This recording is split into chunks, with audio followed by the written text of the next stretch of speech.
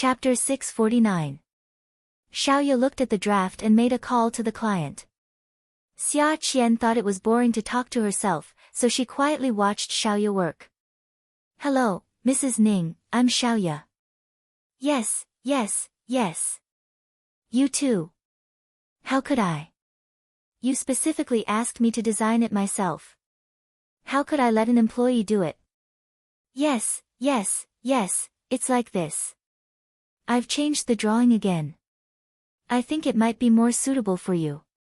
Of course, I need your approval before I can change it. I'll draw a neat drawing later and send it to you. Take a look. Will it be better after I change it? No, our employees are very responsible, not just me. Okay, I'll contact you later. Xiaoya hung up the phone. Xia Qian looked at Xiaoya in a daze. Sis, you're a little schizophrenic. You're completely different at work and in real life. Xiaoya was still immersed in drawing and carefully comparing the patterns on the Lexus. Qian, when you work in the future, you have to be very serious and responsible. I've always been serious. You're just too schizophrenic. Xiaoya shook her head. It's not a split. It's an attitude towards work. Although I've never told you about my affairs, and you've always acted like you don't know anything, I know very well, and you've pretty much guessed it. Doing business is like growing up from a baby. We have to learn to walk and rely on others to encourage, support, and reward us. When we fall, adults will pick us up again. But during this time, we have to cherish and work hard, because it's sad to always need others' support. No one doesn't want to walk alone, then run, then climb mountains and conquer the land under their feet. Do you understand what I'm saying? Xia Qian scratched her head. I understand. It means that we can't let adults feed us. We have to learn to eat by ourselves. Sis, I think brother-in-law is very handsome. How could she not see that the man she met last time? Her sister's affairs were at the peak of her career. She rarely saw this man around her. Her sister didn't deliberately hide it. She just used it to remind her not to tell the elders at home. What if I tell you that he's not your future brother-in-law? You can find anyone to be your brother-in-law, as long as that person treats you well. So, you should be able to tell that Jiang Zhao actually treats Yi Er very well. For a man to allow his woman to act like a shrew in front of outsiders, it means that he loves her. You shouldn't reprimand Yi Er's character. Instead, you should envy her for finding a good husband. In the future, you should also find a man who loves you. When the time comes, I'll make you the most beautiful wedding dress and make you the most beautiful bride. Sis, what are you talking about? I don't want to get married. Why do I feel like something's wrong with you today? Something so interesting happened in Yi Er, but you don't seem to be in the mood at all. Are you hiding something from me? Xiaoya looked up. She looked at Xia Qian, who was sitting at her workbench and looking at her seriously. I always look like this when I'm working. Why did she reveal her emotions so easily now? Oh yes, I feel that Yi Er must have something on her mind today. I'm afraid she might have gotten into a fight with Jiang Zhao. Let's go over and take a look later. Yi Er is about to hit someone. If they really get into a fight, it won't be nice. Jiang Zhao is the mayor after all, and Yi Er is not rational now. As her friends, we can't let her do whatever she wants. Furthermore, she is very prideful now and I'm afraid she can't stand it anymore. Xiaoya threw her pen aside and changed into her high heels. She took her coat from the coat rack. Let's go over now. I don't want anything to happen. Xiaoya and Xia Qian had just arrived at Yi Er's store when they bumped into Ouyang Yan, who had just parked her car. Xiaoya greeted her in a friendly manner. Miss, why are you here today? Ouyang Yan saw Xiaoya. She knew her. Qiu Xiaoya. She has a lot of clothes in her house that were made in YA. But when she remembered that Xiaoya was Yi Er's friend, she gave her a cold smile and walked up the stairs. Xiaoya was slightly embarrassed. However, she was a businesswoman and had seen all kinds of rich madams, rich young ladies, and official madams. She had experienced all kinds of tempers, and this was not the first time she had seen such a cold face. She quickly hid her embarrassment and took Xia Qian's arm to follow her up the stairs. Xia Qian mumbled softly. She's so arrogant. So what if she is beautiful? She might not be able to get married for the rest of her life. Xiaoya patted Yi Er's arm. Don't be so narrow-minded. Don't be so petty, okay? Think about it. When you become a host in the future, you will meet all kinds of weird people. You can't possibly criticize all of them, right? Okay. Take a step back. I understand. Yi Er's store was a small space on the first floor. One had to press the elevator or walk up the stairs to the second floor. Once the elevator opened on the second floor, one would be at the front desk. Ouyang Yan went to the front desk on the second floor. Yi Er was here yesterday, but he was not today. The dance studio was not small. It took up more than 1,000 square meters of space and was divided into many classrooms. The decoration was also more upscale than other dance studios in Haicheng. Nowadays, people who hired private tutors at home would come here to learn. It was said that they had hired a few famous dancers as their teaching assistants. It was impossible to hire them from outside. There was a class every half a month, and it was quite a gimmick.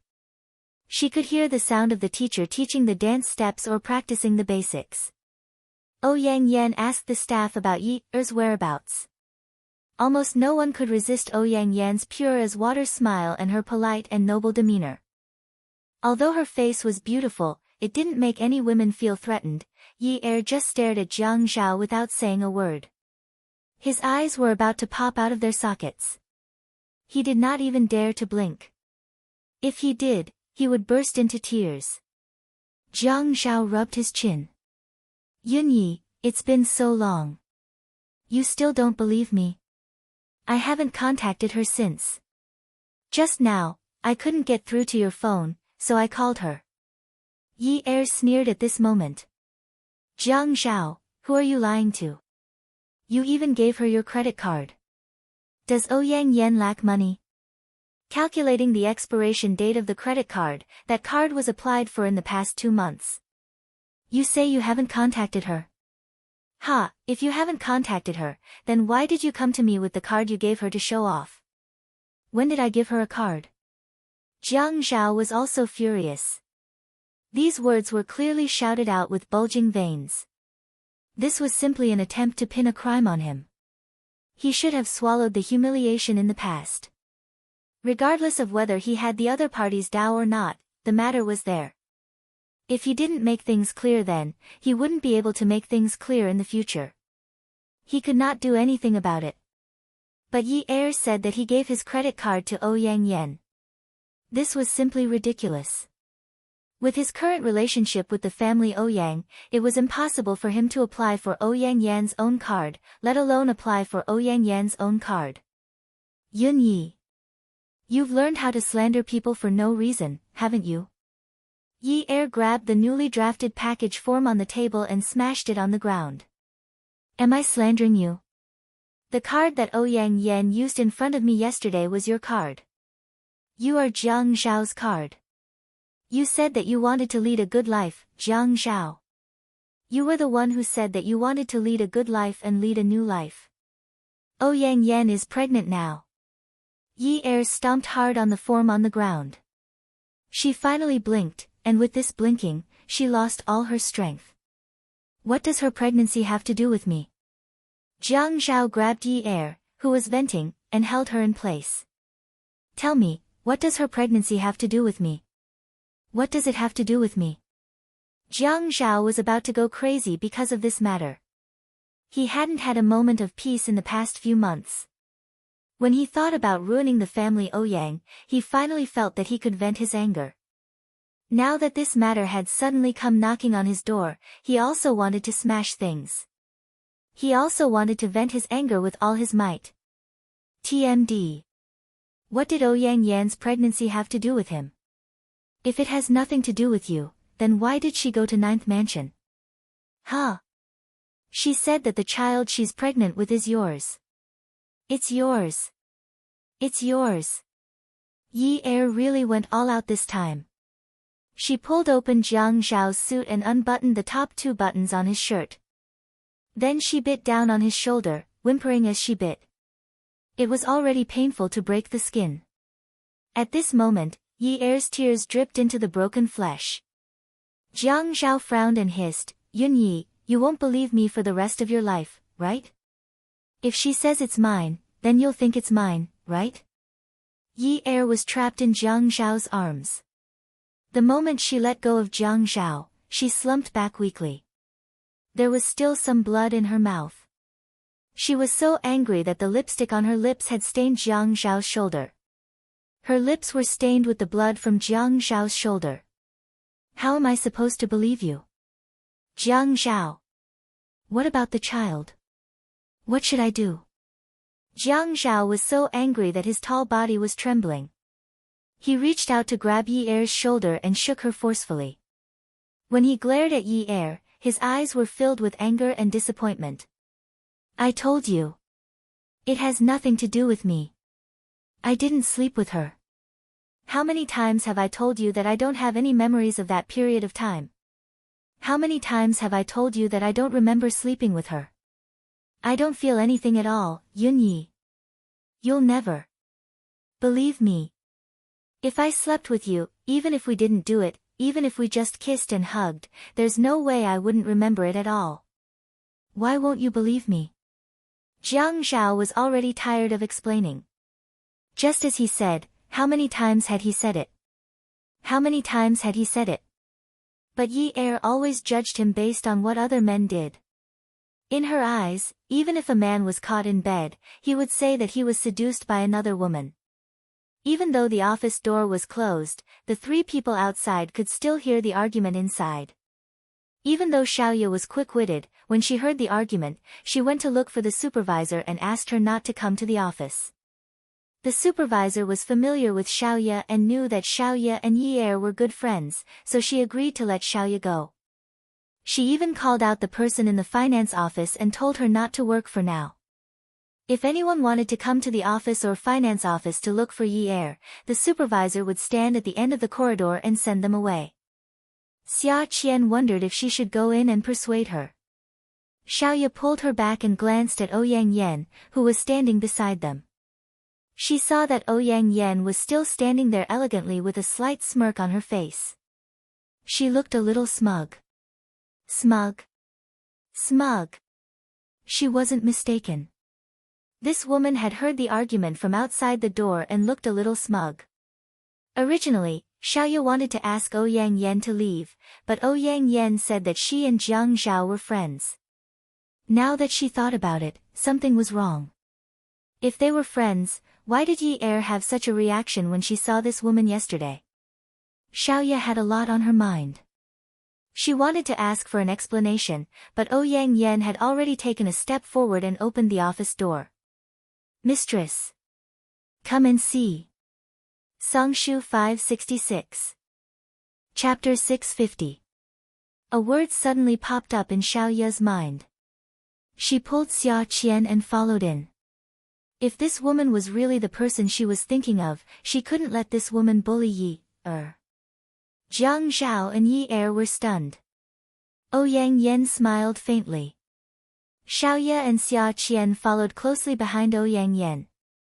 Xiaoya was a little shrewd, but Xia Qian was a little confused. "Brother Er, you can't be so irresponsible with your words. What do you mean the child isn't yours? I've never slept with another man." "Ha, are you trying to deny it?" "The child is real. You can't deny it even if you want to. So, you're going to be a father. Are you happy?" Ouyang Yan was just like that. Her face was still dewy. With a face like hers, no one could tell that the words she said could provoke Yi Er to death.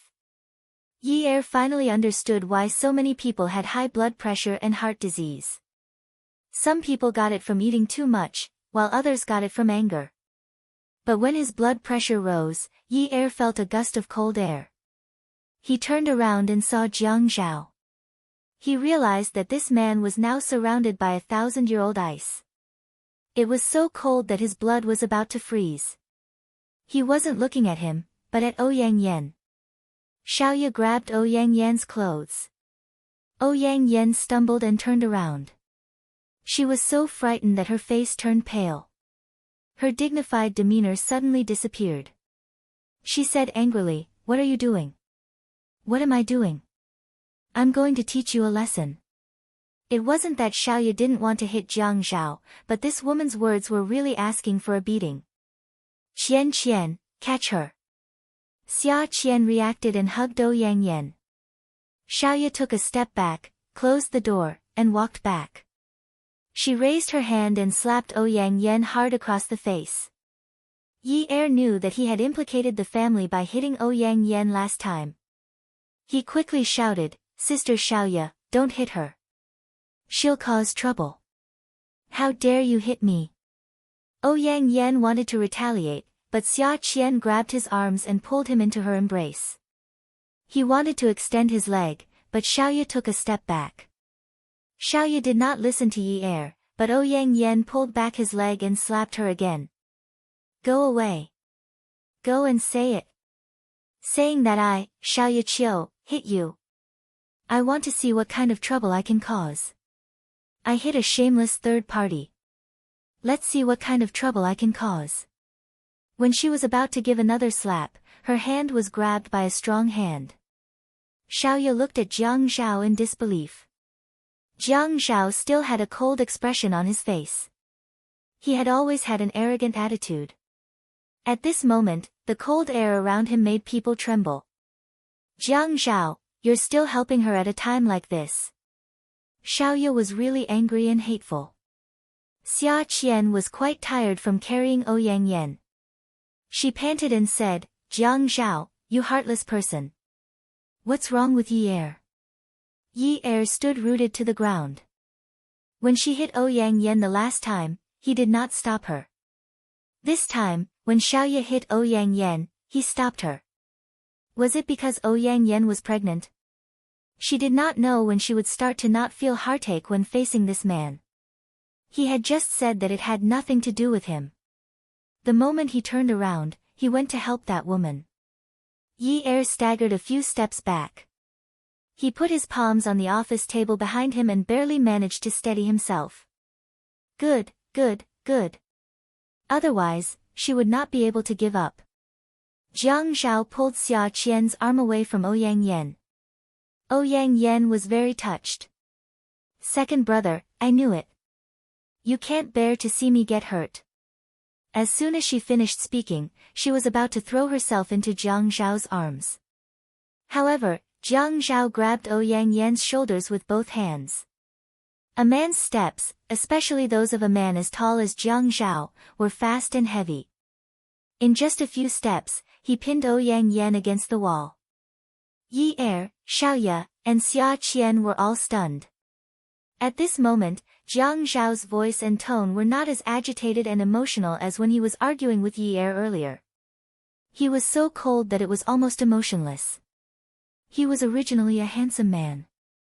When he looked at her with disdain, when he was arrogant, when he was emotionless, he truly had the aura of a king.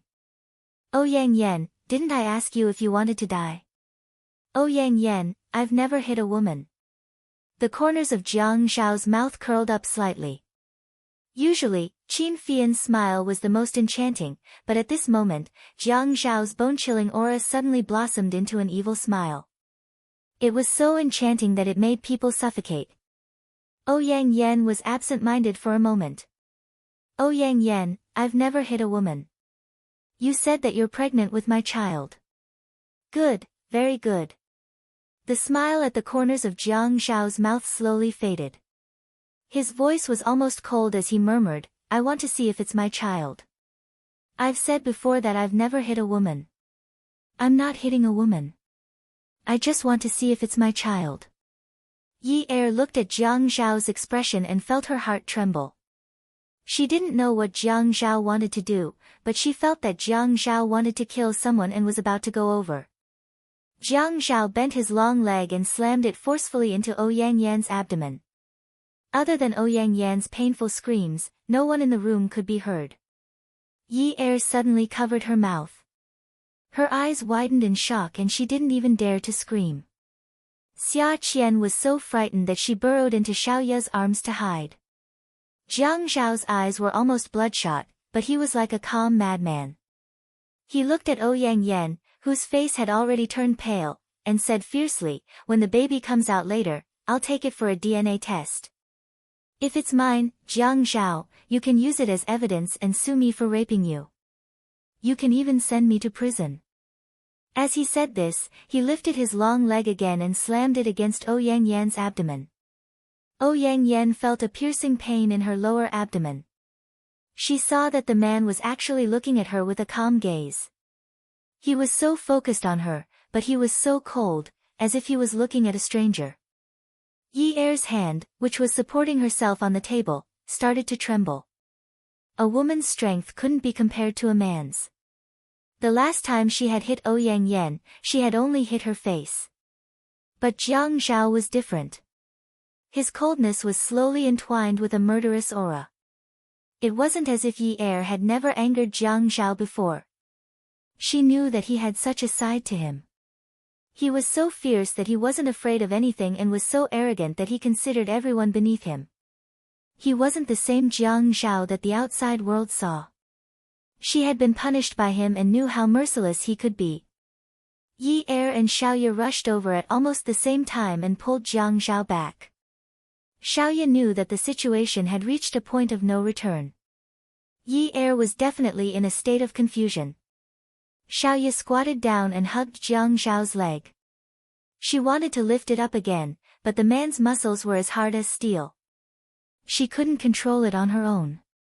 She turned her head and shouted at Xia Qian, who was already scared out of her wits, "Xia Qian! What are you doing? Come and help." Xia Qian panicked, but she had to listen to Xiaoya. She ran over and imitated Xiaoya. She squatted down and stood behind Jiang Zhao. She hugged his leg. Yi Er stood on the other side of Jiang Zhao. She was originally holding onto his arm, but now she wrapped her arm around his neck. "Ah Zhao, ah Zhao." She tried to use the name that would soften his heart the most to wake him up. "Ah Zhao, don't do this. Don't do this. Someone will die. Don't do this."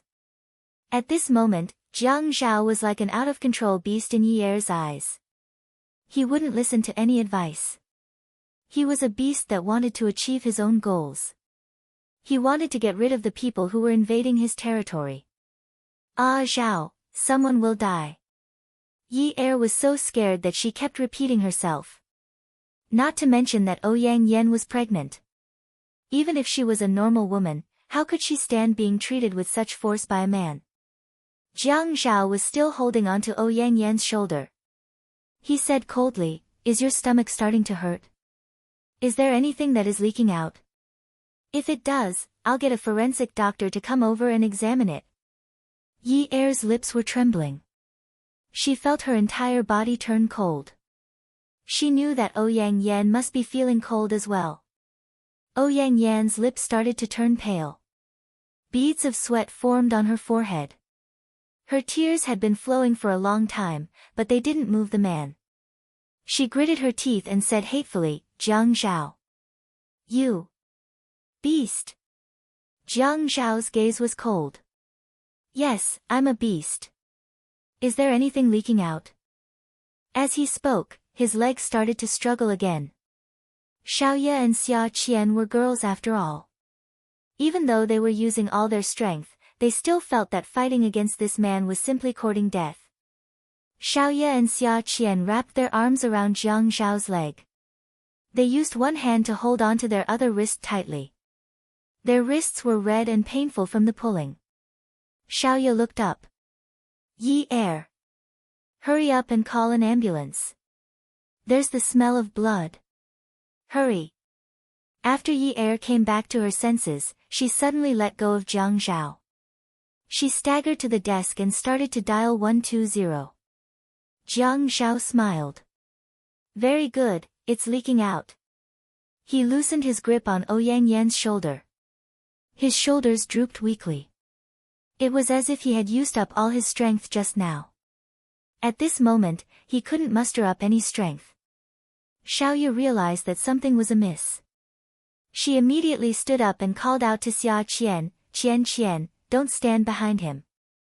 Be careful not to crush you. Jiang Zhao rubbed his forehead, his shoulders drooped, and his eyes wandered around. When he saw the sofa, he walked over weakly and sat down. He leaned back, raised his head, and said softly, very good. Get someone to appraise it. Xia Qian was so frightened by Jiang Zhao that she didn't say a word. It was as if she had lost the ability to speak. Even though Xiaoya had been through a lot, she turned around to support Ouyang Yan. Let me help you over to the sofa. The ambulance will be here soon. Ouyang Yan clutched his stomach and stared at Xiaoya with hatred. You will all suffer retribution. Xiaoya didn't argue. Yes, you're right. We will all suffer retribution. Don't get agitated. Jiang Zhao sat on the sofa without saying a word. He just leaned back with his head tilted up and his eyes closed. He seemed to be resting and ignored everyone. Yi Er didn't dare to leave. Xiaoya and Xia Qian took Ouyang Yan to the hospital. Ouyang Yan had a dilation and was transferred to the ward. Xiaoya gave the doctor a red packet and took the embryo sac. She also bribed the doctor to keep it and get the DNA report done. Xia Qian didn't understand. Sis, if this embryo sac has nothing to do with Jiang Zhao, then if this woman sues Jiang Zhao, will Jiang Zhao's responsibility be lighter? In Xia Qian's eyes, this was a legal society. Jiang Zhao's actions were already considered intentional harm. He used violence to cause a pregnant woman to miscarry. This was no longer a simple dispute as simple as a slap to the face. Xiaoya thought about the people coming and going, the women going in and out of the surgeries, and she felt a little emotional.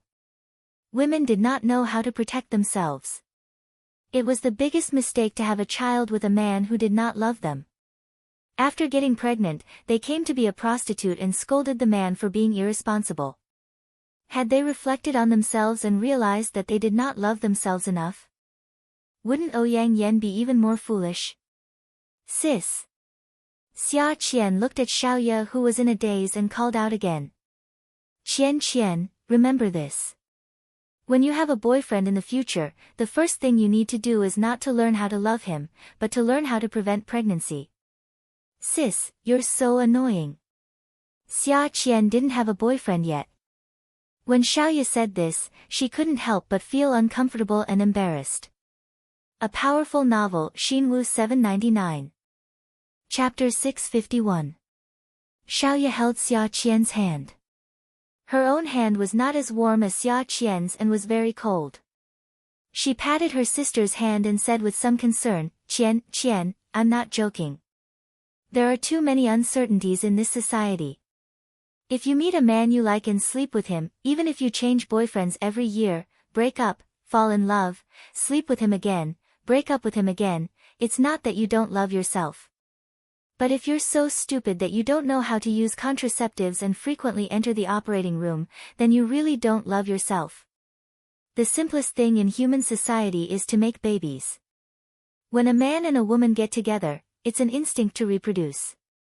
It's a dream for a woman to use a child to tie a man down. Having children isn't a big deal. Do you understand? Xia Qian knew that Xiaoya was serious and also knew that she was doing it for her own good. She nodded obediently and said, Sis, what's the point of keeping the embryo sac? Xiaoya said, I'm worried that if the embryo sac goes missing, Jiang Zhao will be bitten by the Ouyang Yan.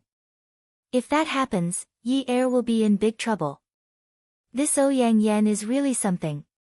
She's not Jiang Zhao's child and yet she dares to anger Yi Er so righteously. She's obviously trying to anger Yi Er to death. Why would Jiang Zhao touch her? Jiang Zhao is a good person.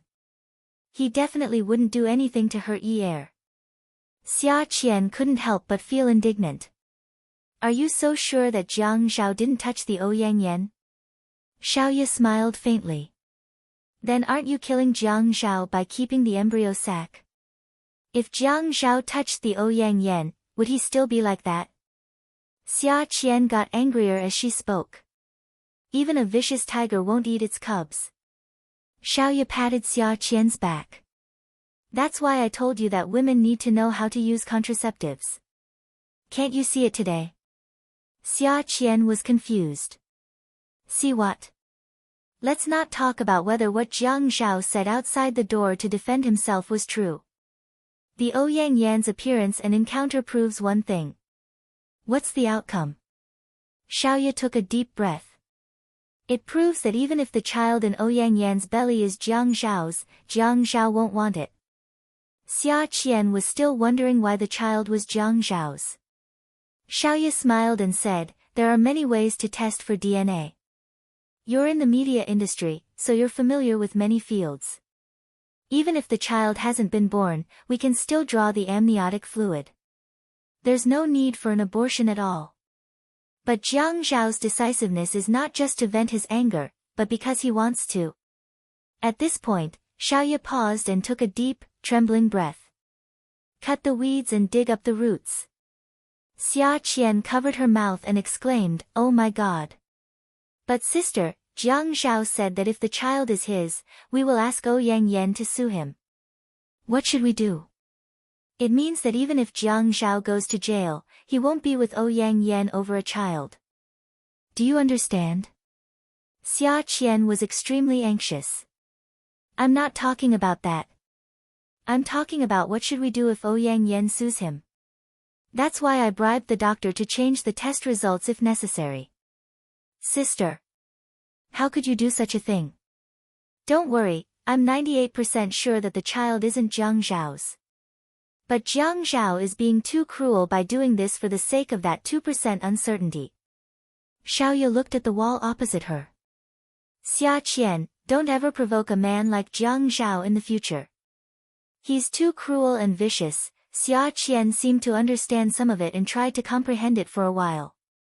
When she couldn't understand, she looked at Xiaoya quietly. The two of them sat in a row outside the corridor filled with strong antiseptic. Xia Qian felt that Xiaoya was very sad today. The two of them snuggled together and sat on a stool outside Ouyang Yan's ward. A series of hurried footsteps could be heard. The two of them turned their heads to take a look. There was no one in High City that they didn't know. Ouyang Shen was being supported by someone as he hurriedly walked in their direction. Yi Er accompanied Jiang Zhao, who was so quiet that he didn't say a word. She was afraid. Ah Zhao.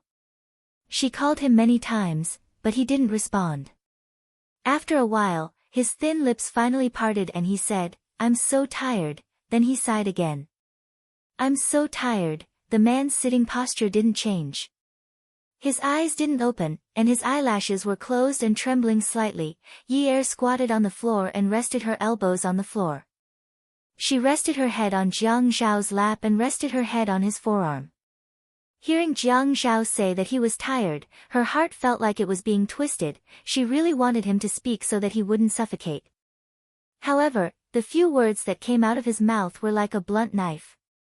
It was so painful that she couldn't feel good.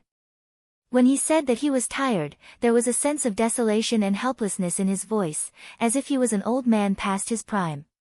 When he said that he was tired, there was a sense of weariness in his voice, as if he was a depressed youth. He had never shown this side of himself in front of her before. In front of her, he had always been a man who could hold up a home and support both heaven and earth. But now, he seemed like he was about to collapse. He said that he was tired. Yi Er lay on Jiang Zhao's lap and didn't get up. She lay there and felt that the muscles on his legs weren't as hard as before.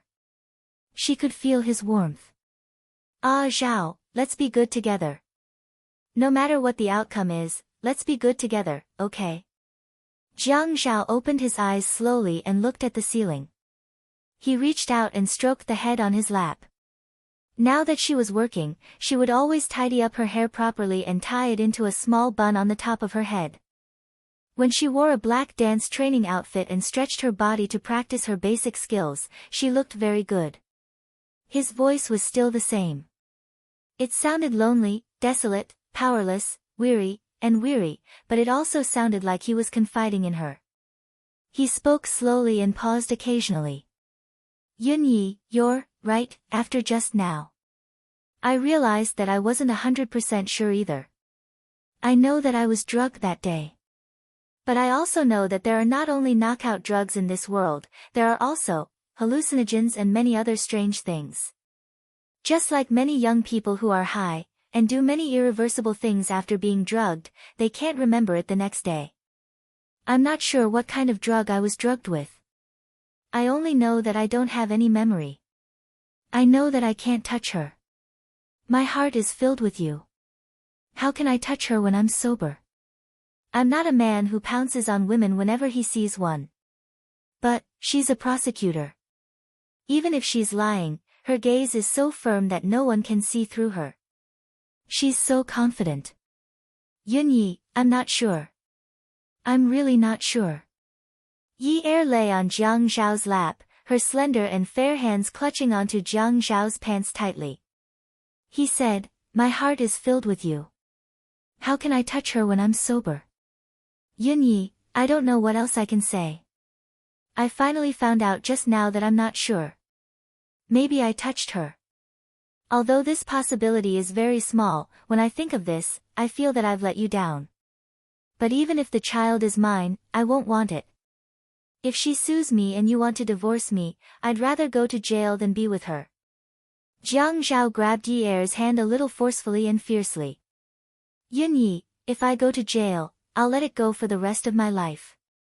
But you know that even if I caused her to have a miscarriage today, I can't go to jail for the rest of my life. Even if you divorce me.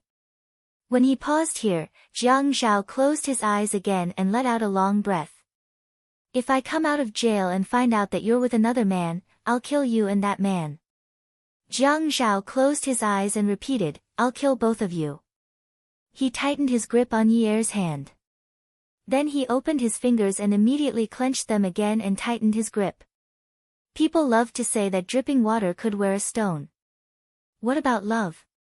He didn't know when he started to fall in love with her, and he didn't know when she started to fall in love with him.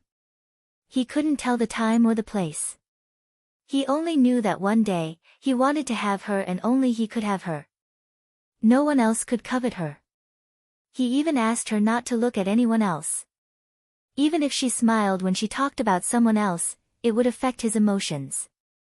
He only needed to imagine why that person made her smile, and he would feel sour and jealous. It wasn't that he hadn't loved before. At his age, he should have seen through it all. He had always felt that he was a righteous but heartless person. He wouldn't abandon the righteousness that he valued. For example, he could protect the brotherhood between brothers. Even if he knew that he was walking this path because he wanted his family to go further, he was still willing to do so. But when it came to love, he was heartless. If the Ouyang Yen said that he was a beast, he would say that he was a beast. To the Ouyang Yen, he was a beast. But if he didn't do this, he would be a beast to Yi Er. He had no choice but to choose between the two. He almost never thought of choosing. He was afraid of being tortured. But he had never been a man who was afraid of being tortured. But in the past few months, he had suffered enough. Sometimes, he would even give up and think about what was wrong with him. For a man like him, he could find any kind of woman.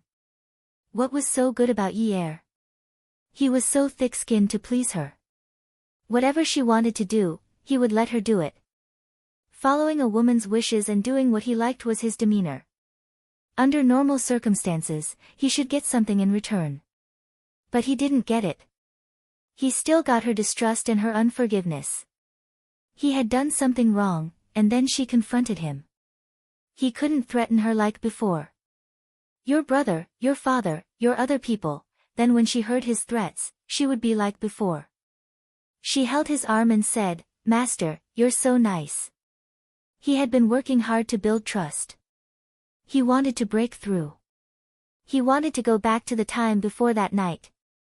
He only wanted to remember that she said, Jiang Zhao, I love you. He didn't need to remember the rest. He didn't need to remember it. He often thought about it. He had missed it for so long. He could make up for it in the future. Although they were living separately, their relationship was becoming more like that of a brother and sister-in-law. They didn't always try to please each other. Their lives were becoming more and more like a normal life. But the news of the Ouyang Yan's pregnancy almost interrupted all of his plans and dreams. Yi Er started to distrust him again. She bit him. Last time, when she caught him, his sister was in bed, she didn't hit him. This time, she bit him and didn't hesitate to make him bleed. He knew that she was desperate, he couldn't imagine how long their marriage could last. Maybe it wouldn't even take 10 days before the world turned upside down. He wasn't stupid. He knew what trouble he was about to cause. Even though the family Ouyang was starting to get tired of dealing with their debts, a starving camel was still bigger than a horse. The Ouyang Yan wasn't a girl from an ordinary family. He was the main person responsible for her miscarriage. He was the perpetrator. But he would rather do that. He didn't want to suffer that kind of torment. He didn't have time to waste with the Ouyang Yan. He knew how smart she was. He also knew that she was best at psychological warfare. He could accompany her in this psychological warfare, but Yi Er couldn't. Yi Er didn't have that kind of quality. He could only cut the weeds and eliminate the roots. A thought suddenly arose in his mind. No matter if it was true or not, he had to be 100% sure that the dust would settle. He knew that he couldn't retreat. There was lava in front of him, and behind him was a cliff. He would either burn to death or fall to his death. But he couldn't just stand there and wait until he died of anxiety. Awesome novel, Xinwu 799. Chapter 652. He knew that he was not a good person. He had never thought of himself as a good person. In this world of power, money, beauty, and lust washed over his soul every day. He was unable to purify himself, and he was unwilling to be purified. If he did not act ruthlessly, in the future, either he or Yi Er would be tortured to death. At this moment, Yi Er was kneeling beside Jiang Zhao. When she heard him speak so viciously, she felt like there were worms gnawing at her heart bit by bit. Starting from the edges, they slowly gnawed at her heart. She wanted to struggle and escape, but her heart was surrounded by worms. Every time she moved, it would itch and hurt even more. Her heart was thumping wildly. After she calmed down, she couldn't help but lower her head and smile. When she raised her head to look at Jiang Zhao again, she reached out and caressed his face. Again and again, she pressed her fingertips against his jaw and massaged it. His beard was shaved clean in the morning, but sometimes she liked to see some stubble on his jaw when he woke up in the morning. That proved that they had spent another day together. Then don't go in. If you go in, you can't control me. Can you control me? Jiang Zhao opened his eyes and sat up straight. He lowered his head and was about to fly into a rage when he saw Yi Er's tears suddenly rolling down her cheeks. He saw that her eyes were red, the tip of her nose was red, and there was a trail of snot running down her nose. Her tears flowed for a while, and she sniffled. Then she opened her mouth and exhaled. When she exhaled, her lips were trembling. Actually, it wasn't her lips that were trembling, it was her jaw that was trembling when she opened her mouth. He said leisurely, "You can try." Although her tears were still flowing, she couldn't help but smile. She reached out and slapped Jiang Zhao's thigh a little angrily. "Ha, can you be more humane? So many people have been sent to prison, but they're all afraid of wasting their women's youth. They're all asking them to find another man while they're still young. You're really..." Jiang Zhao pulled up the hem of Yi Er's sweater. Yi Er thought that Jiang Zhao was going to be a hooligan and was about to scold him for being a shameless jerk when Jiang Zhao covered Yi Er's nose with the hem of the sweater. He wiped the snot off the sweater and put it down. "Really what?" Yi Er lowered his head and saw the snot on his clothes. He grimaced in disgust and shouted angrily, "Seriously? But... reason. You..." Jiang Zhao seemed to be in a better mood. Yes, I've always been unreasonable. Who told you to beg to marry me? What are you going to do now? Recalling that he was the one who proposed to her, Yi Er felt a little embarrassed. I just wanted to put on airs. What's wrong with that? There's no use pretending to be pretentious. She's still my wife, Jiang Zhao. Ouyang Yan's ward defied the silence written on the corridor. Ouyang Sheng was furious. Go, go, go. Go and investigate. Where did the baby come from and how did the miscarriage happen? He only remembered that his granddaughter had called him a while ago and said that she had been admitted to the hospital. After being given anesthetics, she had fallen asleep and he couldn't get anything out of her. Ouyang Sheng was furious and his voice wasn't soft. Xiaoye and Xia Qian, who were sitting in the corridor, heard him clearly. Ouyang Yan didn't wake up. Ouyang Sheng heard from the nurse that she and Xia Qian had sent Ouyang Yan to the hospital and insisted on detaining her. Xiaoye wasn't anxious. It was good that at least Ouyang Sheng didn't know that his granddaughter was pregnant. He should let Yi Er know about it, regardless of whether it was worth it or not.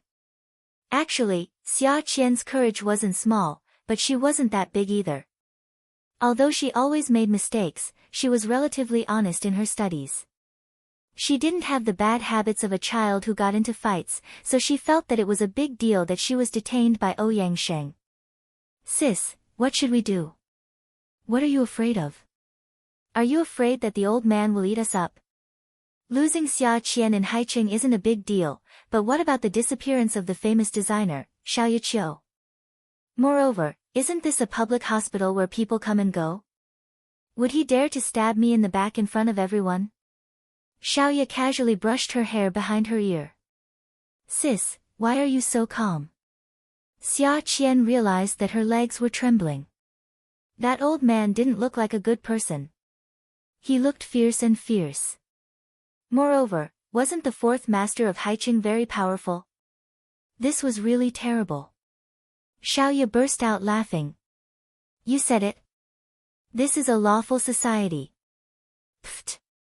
Xia Qian looked at Xiaoye and couldn't help but spit.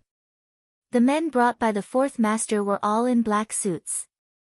Legend had it that the men in black suits were all from the underworld.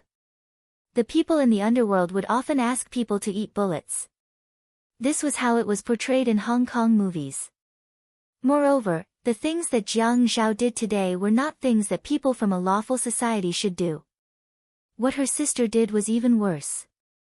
Giving red packets to the hospital was not allowed, right?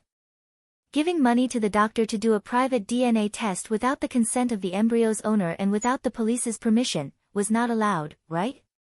Also, threatening to change the test results, was not allowed, right? She did so many things in a few hours that were not allowed, and she still had the cheek to say that it was a lawful society. Pfft. Xia Qian spat again. Qiu Xiaoye, you've really learned something. What nonsense are you spouting? Xiaoye folded her arms and leaned back against the wall. She spat and said leisurely, Do you have eggs? Xia Qian almost gritted her teeth. Was this how an older sister should behave? She was so anxious. The emperor was not anxious, but the eunuch was anxious. Pfft, who was the eunuch? She straightened her body and tilted her chin. I have eggs. Where are they? Here, Xia Qian pointed at her face. My face, you have eggs, but not your face. Xiaoye chuckled. Then what eggs do I have? You have eggs, get lost. Xia Qian was petrified. As a member of society with a sense of justice, facing such a cold-blooded person who did not care about worldly affairs, what else could she do but be petrified? After talking for so long, this cold-blooded person refused to say anything. What should she do? She spouted a bunch of eggs. She really had to hand it to her. Sister, if you're so good at *ting, why didn't you learn how to be a host? Why did you learn fashion design? Xiaoye was still laughing, but at this moment, her face darkened and her nonsense turned into a scream. Xia Qian. Why don't you take care of yourself? Why do you care so much about me? Huh? Aren't you embarrassed? Other students with good grades find their own internships. What about you?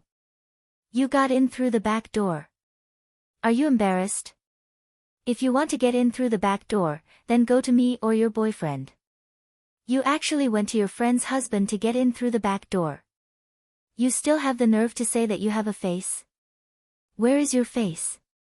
Why didn't I notice it? Huh? Yo, Chiu Xiaoya.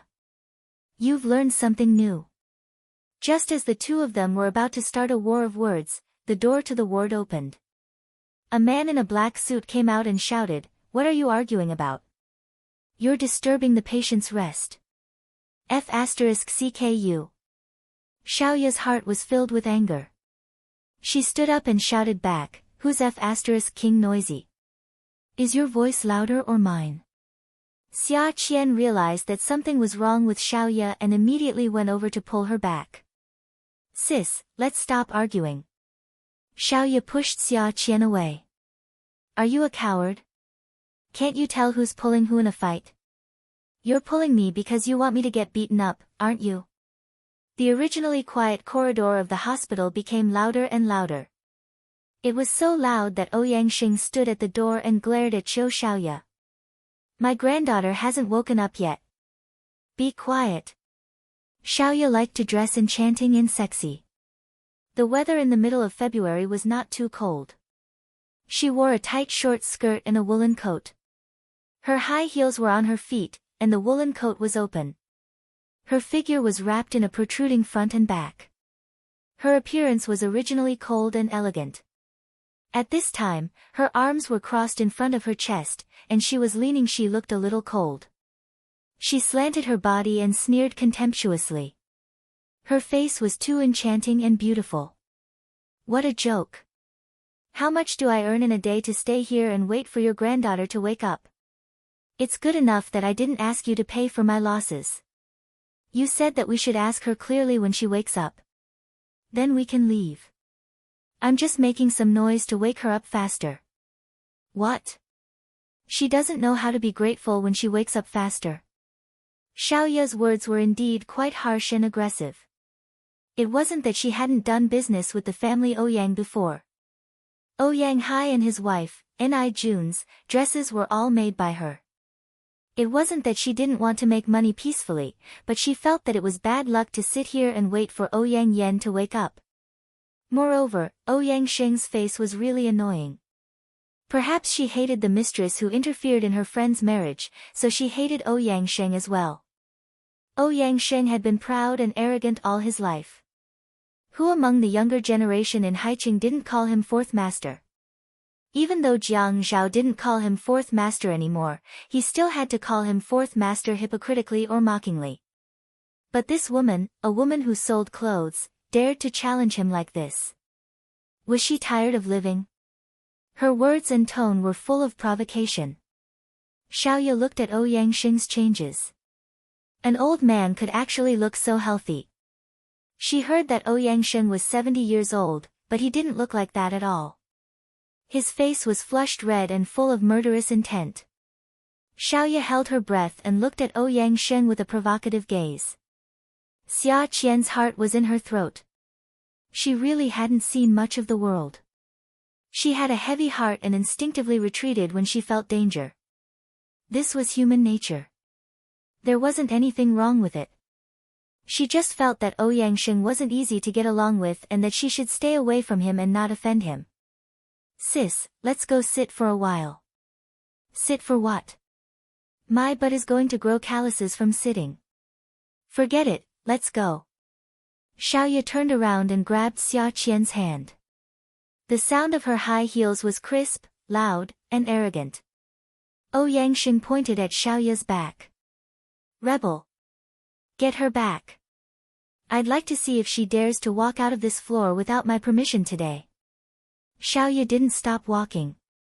She held Xia Qian's hand tightly and said in a low voice, Qian, let me tell you, we have to go. If Ouyang Yen wakes up and tells us what happened today, we're done for. You've seen how Ouyang Xing is. We can't afford to offend him. Xia Qian broke out in cold sweat. Sis, I'm scared. Don't worry, I'm here. The man in the black suit walked quickly and quickly caught up with Xiaoya and Xia Qian. He turned around in front of them and raised his arm to block their way. Xiaoya asked calmly, what do you want? Illegal detention? Miss Chiu, don't make things difficult for us. Xiaoya touched her face and pretended to be sad. She looked up at the corner to see if there were any cameras. She then looked around and snorted with a smile. You guys are so funny. This is a public hospital. There are so many people coming and going. There are so many witnesses, doctors, nurses, and surveillance cameras. Are you going to use force on me in broad daylight? Beauty novel, Xinwu 799. Chapter 653. Miss Chiu, we're just asking you to go back. When Miss Sun wakes up, she'll naturally be able to leave. Xiaoya naturally understood that Ouyang Sheng wasn't going to reason with her, then let my sister go. Xia Qian was shocked and her heart was filled with fear. No, sis, I'll stay here with you. What are you doing here? Is there meat to eat? Does the disinfectant smell good? Xiaoya glared at Xia Qian. Jiang Zhao heaved a sigh of relief. When he stood up, he lifted Yi Er. You were the one who unbuttoned my shirt. Button it up for me. Yi Er tugged at Jiang Zhao's collar again. Let me see if you need to dress your wound. Jiang Zhao pushed Yi Er's hand away and buttoned up his own shirt. He smiled, it's fine. I'll go to the hospital to get a rabies vaccine later. Yi Er's lips twitched. This guy really held a grudge. She had scolded him the last time and now he was returning the favor. Okay. Go get it. Get it done. Jiang Zhao buttoned up his shirt and stretched his neck. When he moved his shoulders, it really did hurt. He looked at the woman's red eyes and reached out to flick her brow. Rabies vaccines are very expensive. Do you think it's easy to earn your husband's money? I wake up early and work late every day. I have to endure the anger of my boss and worry about my subordinates messing around. I have to live in fear just to earn a little salary. You're actually asking me to waste my money on vaccinations? Do you even know how to run a household? Yi Er hissed in pain, but she still covered her brow and smiled at Jiang Zhao. Jiang Zhao, you're so bad. You're always teasing me. If I didn't tease you, who would I tease? If she wasn't my wife, I wouldn't even bother teasing her. I wouldn't even bother wasting my breath talking to her. You don't know what's good for you. Yi Er knew that if they were to talk nonsense, there was no way she would be able to out-talk Jiang Zhao. Just as she was about to admit defeat and call a truce, Jiang Zhao reached out and grabbed the back of her head. With a gentle tug, he brought her in front of him.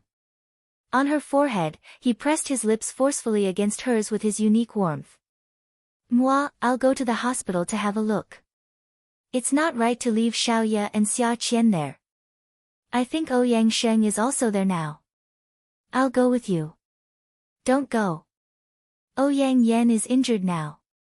Ouyang Sheng must be very angry. It's not good to have another target if you go.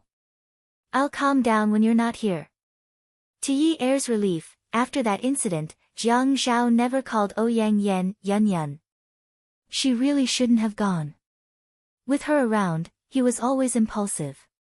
I'm not going. You go. When Yi Er said this, her voice was calm and there was a hint of a smile on her face. When she reached out to stroke the collar of Jiang Zhao's suit, it was soft and gentle. It was as if she was steadily stroking his heart. Jiang Zhao suddenly realized that Yi Er had grown up. She had grown up all of a sudden. Just as Jiang Zhao's car drove into the public hospital, a flashy silver Bugatti also drove into the hospital. At that time, the ambulance was in a hurry and he didn't think of asking Yi Er to call a private hospital. However, Zhuang Yichen drove his own car over. He probably heard the news halfway and rushed over without even changing his car. It seemed like he was a little late. Zhuang Yichen sat in the car. Li Yong, who was in his 40s, had just parked the car. He turned his head and said, "Young master, I'll go up. You should wait in the car." Zhuang Yichen rubbed his chin and was a little annoyed. "Let's go up together. I don't believe that Ouyang Sheng really dares to detain people." Li Yong was a little worried. "Young master, it's better if you don't show up. If word gets out, it won't be good. Moreover, this is a public hospital. There are so many people coming and going. It's too eye-catching." At this moment, Zhuang Yichen's phone rang. Jiang Zhao's calm voice came from the phone. "Yichen, you go back first. I'll go up." Zhuang Yichen's jaw dropped. "Brother Zhao, Ouyang Sheng is not someone to be trifled with. I don't care about anything else. Qiu Xiaoye is now my woman. Today's incident was because of your family. I want a guarantee from you." How could Jiang Zhao not hear Zhuang Yichen's dissatisfaction?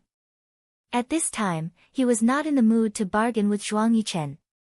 As a man, he had to take responsibility. Moreover, Zhuang Yichen was telling the truth. Today's incident was because of his family. It was all thanks to Qiu Xiaoye and Xia Qian. Otherwise, it would have been a pot of rotten porridge. Zhuang Yichen should be responsible for the entire incident. "Okay, I promise she'll be fine. I'll wait downstairs for a while. If she doesn't come down in 20 minutes, I'll go up."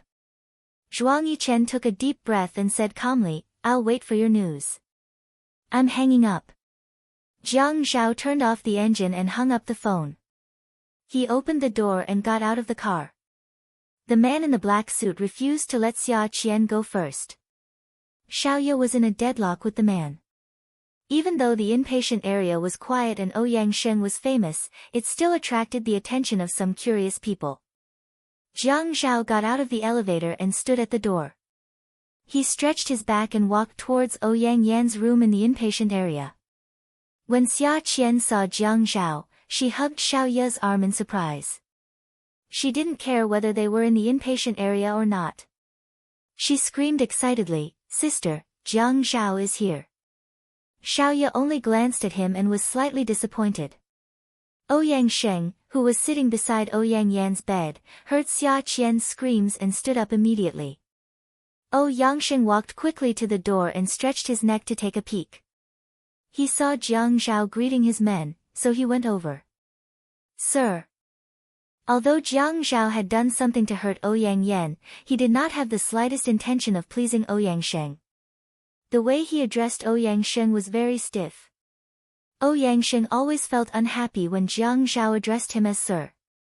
He said sarcastically, "Mayor Jiang, when you address me as sir, you are picking up the bad habits of the underworld. It's all right. It's just a form of address." Jiang Zhao stopped exchanging pleasantries with Ouyang Sheng. "I was present at the scene today. At that time, I had to appease ye, so I asked Miss Qiu and the others to send the Ouyang Sheng inspectors over. I'm done with my work now, so I came over to replace them." Ouyang Sheng was unhappy with Jiang Zhao's disrespect. He looked at Qiu and Xiaoye. "You can only leave after Yun Yun wakes up." Jiang Zhao was good at dealing with people. It was just like what he had told Yi Er. When Yi Er was not around, he would be calmer. He had to think of the bigger picture, and when he confronts someone, he will know when to stop. Unknowingly, Yi Er had become his weakness. Dong Xiubing smiled. "Since you think Miss Qiu is better here, I will leave first." Ouyang Sheng knew when to step down. If Jiang Zhao wanted to leave, it would not be as easy as detaining a young girl. Since this matter was related to Jiang Zhao, it would be better for Jiang Zhao to stay here than for Xiaoye. "You can leave now." Qiu Xiaoye only said, "Thank you," to Jiang Zhao and left with Xia Qian in her high heels. Ouyang Sheng turned around and led the way. When they reached Ouyang Yan's ward, he asked the staff to close the door. "What happened?" "You have to wait until Jianan wakes up before asking. If not, you will find my one-sided story boring." Jiang Zhao pulled out a stool and sat down. He took out his phone and sent a message. "She is downstairs. Did you see her? Thank you. When Jiang Zhao saw this message, he couldn't help but laugh. Zhuang Yichen had all the morals that a person should have. When they were together, what they liked the most was an equal exchange where they didn't owe each other anything. The words, thank you, sounded very strange. Ouyang Xing knew that ever since that night at the family Ouyang's house, Jiang Zhao had always treated him like this. Jiang Zhao's attitude was known to Qin Rongfang, but Qin Rongfang did not care. This kind of junior did not even know how to respect his elders. How could he be young and promising? Jiang Zhao, don't think that I can't teach you a lesson. Jiang Zhao looked up and stared blankly at Ouyang Xing for a while. Then, he suddenly laughed. Ha, I have been very sick recently. I need to be treated. Ouyang Xing was speechless. Xiaoya went downstairs. The ambulance had not arrived yet. She pulled Xia Qian and was about to call a taxi when she saw a familiar silver light at the exit of the parking lot. Bugatti. Zhuang Yichen's car. It was not that she had sharp eyes, but Zhuang Yichen did not need to be restrained like Jiang Zhao. He was not frugal when it came to things. His car was the same. Rich young men in Haicheng liked to buy limited edition cars to show off their wealth. Xiaoya often said that Zhuang Yichen liked to show off. He obviously wanted to show off, but he insisted that he was low-key.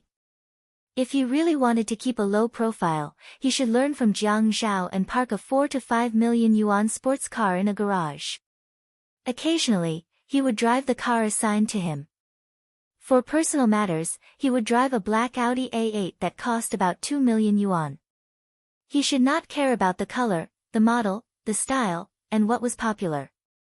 However, when did Zhuang Yichen pay attention to these things? Although he said he wanted to keep a low profile, when he spent money and bought things, he was like Qin Fian. He was as high profile as he could be. That's right, the woman kept a low profile. She had never gone out with him for a proper meal. That was only for her. Every time she held a press conference, he would insist on bringing a woman to support her. It was as if he was afraid that she did not know about his taste and charm. Xiaoya stomped her foot. She was angry. She had to find a man and get married. I don't want to fool around with him anymore. Zhuang Yichen, who was sitting in the car, had a ruthless look on his face. He leaned his head back and pressed his forehead. Uncle Li, turn off Zhou Xiaoya's custom-made products. Let her have some debts. Young master. Li Yong was so shocked that he almost stepped on the brakes. He thought he had heard wrongly. Zhuang Yichen could be said to be brought up by him. He had never taken advantage of a woman, let alone treat her unfairly. How could he take back what he had given out? He must have heard wrongly. Really? She doesn't know the immensity of heaven and earth. She thinks that just because she has some ability, she can offend anyone and is not afraid of anyone. She is too complacent and does not know how to seek advantages and avoid disadvantages. This is not good for her. She must be taught a lesson. Otherwise, she might even lose her life like today. This lesson should be enough for her to reflect on. But isn't everything fine now? She came out unscathed. If it was someone else, no one would dare to speak to Zhuang Yichen like this. But this person was Li Yong. He was someone whom Zhuang Yichen respected. So, it was not strange for him to explain patiently. That's because Jiang Zhao had gone, and I also know about it. So, she should be fine today. Otherwise, with Ouyang Xing's arrogant and conceited character, how can he not teach his enemy a lesson when he knows about it? If that's the case, Ouyang Xing will also close down her shop. She might not have any debts, but it's hard to say if she will be hurt. Li Yong immediately understood. I will get it done. Thank you for your hard work. Yi Er was worried. Although she was calm when Jiang Zhao left, she thought about him going to the hospital and Ouyang Yan losing her child. What will happen? Jiang Zhao said that Ouyang Xing should have gone to the hospital.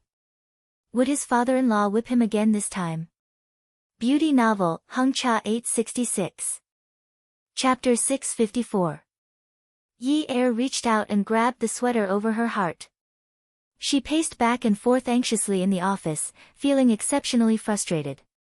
When she exhaled, she had already grabbed her thin jacket, opened the office door, and ran out. Yi Er asked Xiaoya where Ouyang Yan was staying. She repeatedly assured Xiaoya that she wasn't going to cause trouble, but she was worried that Jiang Zhao would be alone. Only then did Xiaoya tell her the address. When Yi Er entered the ward, Jiang Zhao's face darkened. "What are you doing here?" I came to take a look." Yi Er was a little timid. When she saw Ouyang Sheng, she knew that she was a burden and that she wasn't needed here. But when she saw that Jiang Zhao was unharmed, she felt relieved. Not long after Yi Er arrived, Ouyang Yan woke up. Jiang Zhao thought about it. With Yi Er around, at least she could see his attitude towards Ouyang Yan clearly. She wouldn't let her imagination run wild in the future. He, Jiang Zhao, could only have one wife. He would only have one for the rest of his life. He would never divorce her. His children would never become the children of a single-parent family. He held Yi Er's hand as they stood in the ward. Ouyang Sheng looked at Jiang Zhao's indifferent expression and felt annoyed. He called the nurse over to put a pillow under Ouyang Yan's head. Yi Er was a little nervous, but she thought that this was also a good thing. Now that they had gotten into trouble, it was their first time facing it together. No matter what punishment Jiang Zhao would receive, she would stay by his side and watch over him. Looking at Ouyang Yan's pale face, Yi Er couldn't bear it. But this thought only lasted for a moment. If Ouyang Yan hadn't plotted against Jiang Zhao and provoked her, how could Jiang Zhao be so ruthless? Serves him right. When these two words suddenly popped up in Yi Er's mind, she was dumbfounded. It turned out that he was so vicious. The Ouyang Yan deserved it, but Jiang Zhao suffered. Ouyang Sheng patted Ouyang Yan's shoulder with heartache and hatred. "Yun Yun, tell Grandpa what happened. Grandpa will fight to the death for you." Jiang Zhao patted the back of Yi Er's hand and said calmly, "Today." Ouyang Yan suddenly looked at Ouyang Sheng and opened her mouth, interrupting Jiang Zhao. Her voice was as soft as a mosquito's, but it was still heard clearly by everyone in the quiet environment. "Grandfather." "Yes, I was careless. I went to Yun Ye's place today to look for trouble, but she didn't show up. I lost my temper and bumped into the table. That's why I ended up like this." Yi Er was stunned. Jiang Zhao is astonished. Ouyang Sheng was annoyed. "Why did you go look for her for no reason?" "It's my fault." "What happened to the child?" Ouyang Sheng just remembered that he still didn't know. He was afraid that Jiang Zhao would hear him, so he whispered into Ouyang Yan's ear. Ouyang Yan slowly closed her eyes and let out a long sigh. "Don't ask any more, Grandpa." Jiang Zhao and Yi Er's feelings were so complicated that they couldn't get over it. Logically, Ouyang Yan should hate them to death, but now she was trying to absolve Jiang Zhao. As long as Ouyang Sheng knew that Jiang Zhao was the one who did it, he would definitely sue Jiang Zhao. Yi Er thought that Ouyang Yan loved Jiang Zhao, so she must be worried that Jiang Zhao would go to jail, even if Jiang Zhao had killed her child. How strong was this kind of love? Yi Er bit her lip. She scolded herself a million times in her heart for her earlier viciousness. Jiang Zhao didn't feel good. He didn't feel guilty at first, but now his heart was filled with guilt. He didn't want to owe this favor. He wanted to speak up, but Yi Er pinched him and looked at him pleadingly. Ouyang Yan looked up at Yi Er and Jiang Zhao indifferently. Her emotions didn't fluctuate. "Both of you can go out. I want some peace and quiet. I don't want to say anything.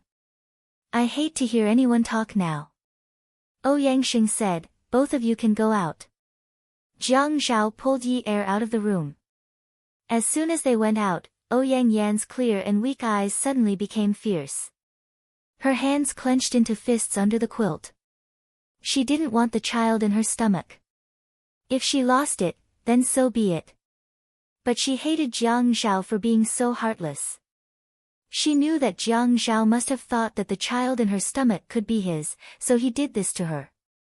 So it turned out that the fact that she was pregnant with his child made him want to kill her. She swore she would never let this adulterous couple off.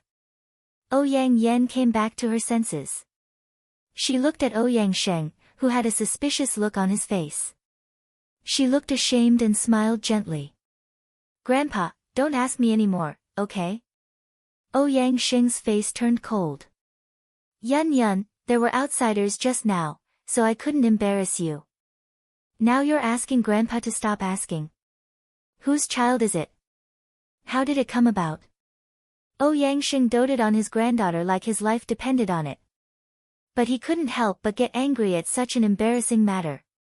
"Anyway, I'll insist that it's Jiang Zhao's." Ouyang Yan closed her eyes and rubbed her temples impatiently. "Yun Yun, you've changed a lot in the past few months."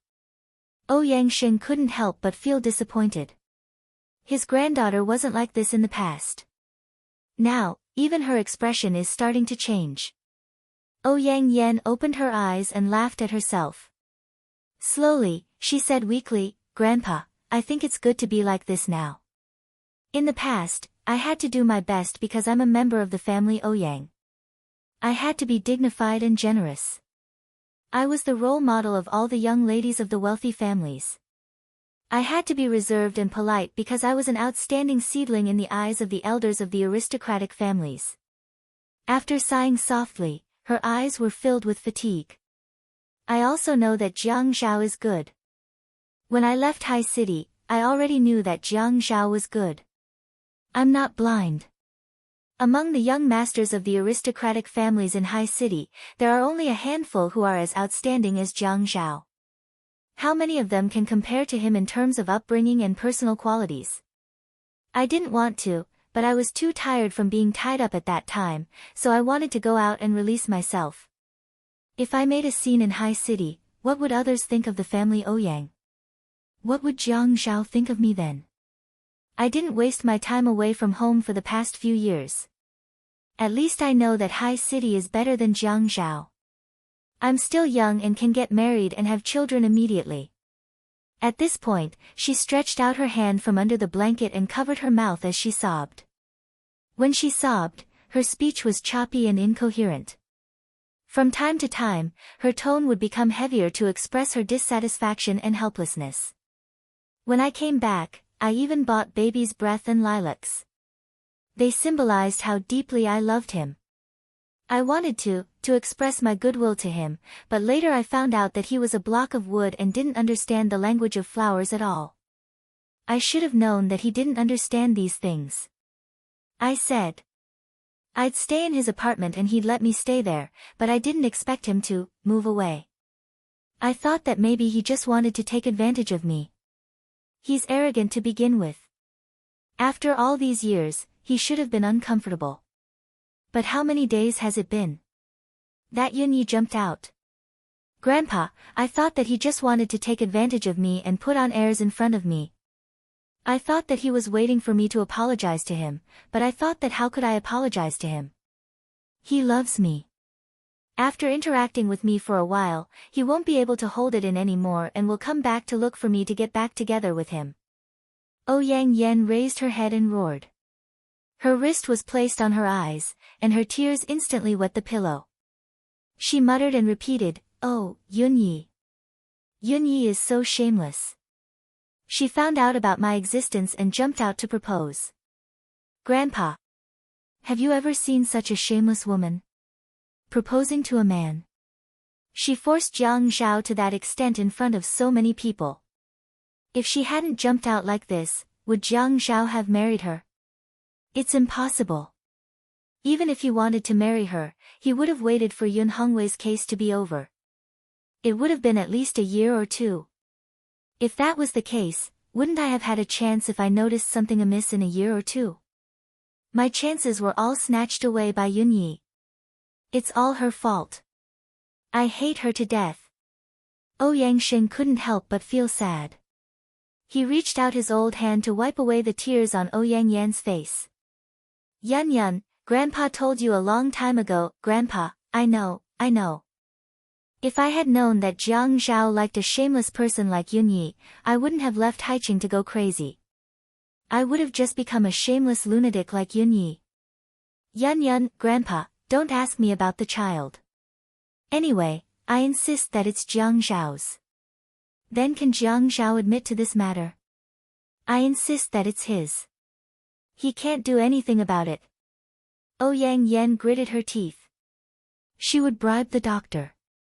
It was something that couldn't be done without money. On the way back to the office, Jiang Zhao received a call from Xiaoya. Xiaoya didn't mean to call Jiang Zhao. Instead, she called Yi Er first. Yi Er told her about Ouyang Yan's reaction in the hospital and felt a little upset. Xiaoya understood Yi Er a little. After all, she was young and easily moved. Moreover, Yi Er lacked love and care. She would remember anyone who treated her well. Yi Er was a woman who knew how to be grateful. At this juncture, Ouyang Yan's exoneration of Jiang Zhao had undoubtedly tipped the scales in Yi Er's heart. However, a bystander could see things clearly. If this matter had happened to her, she might have been moved as well. However, Xiaoya was surprisingly cold-blooded at this moment.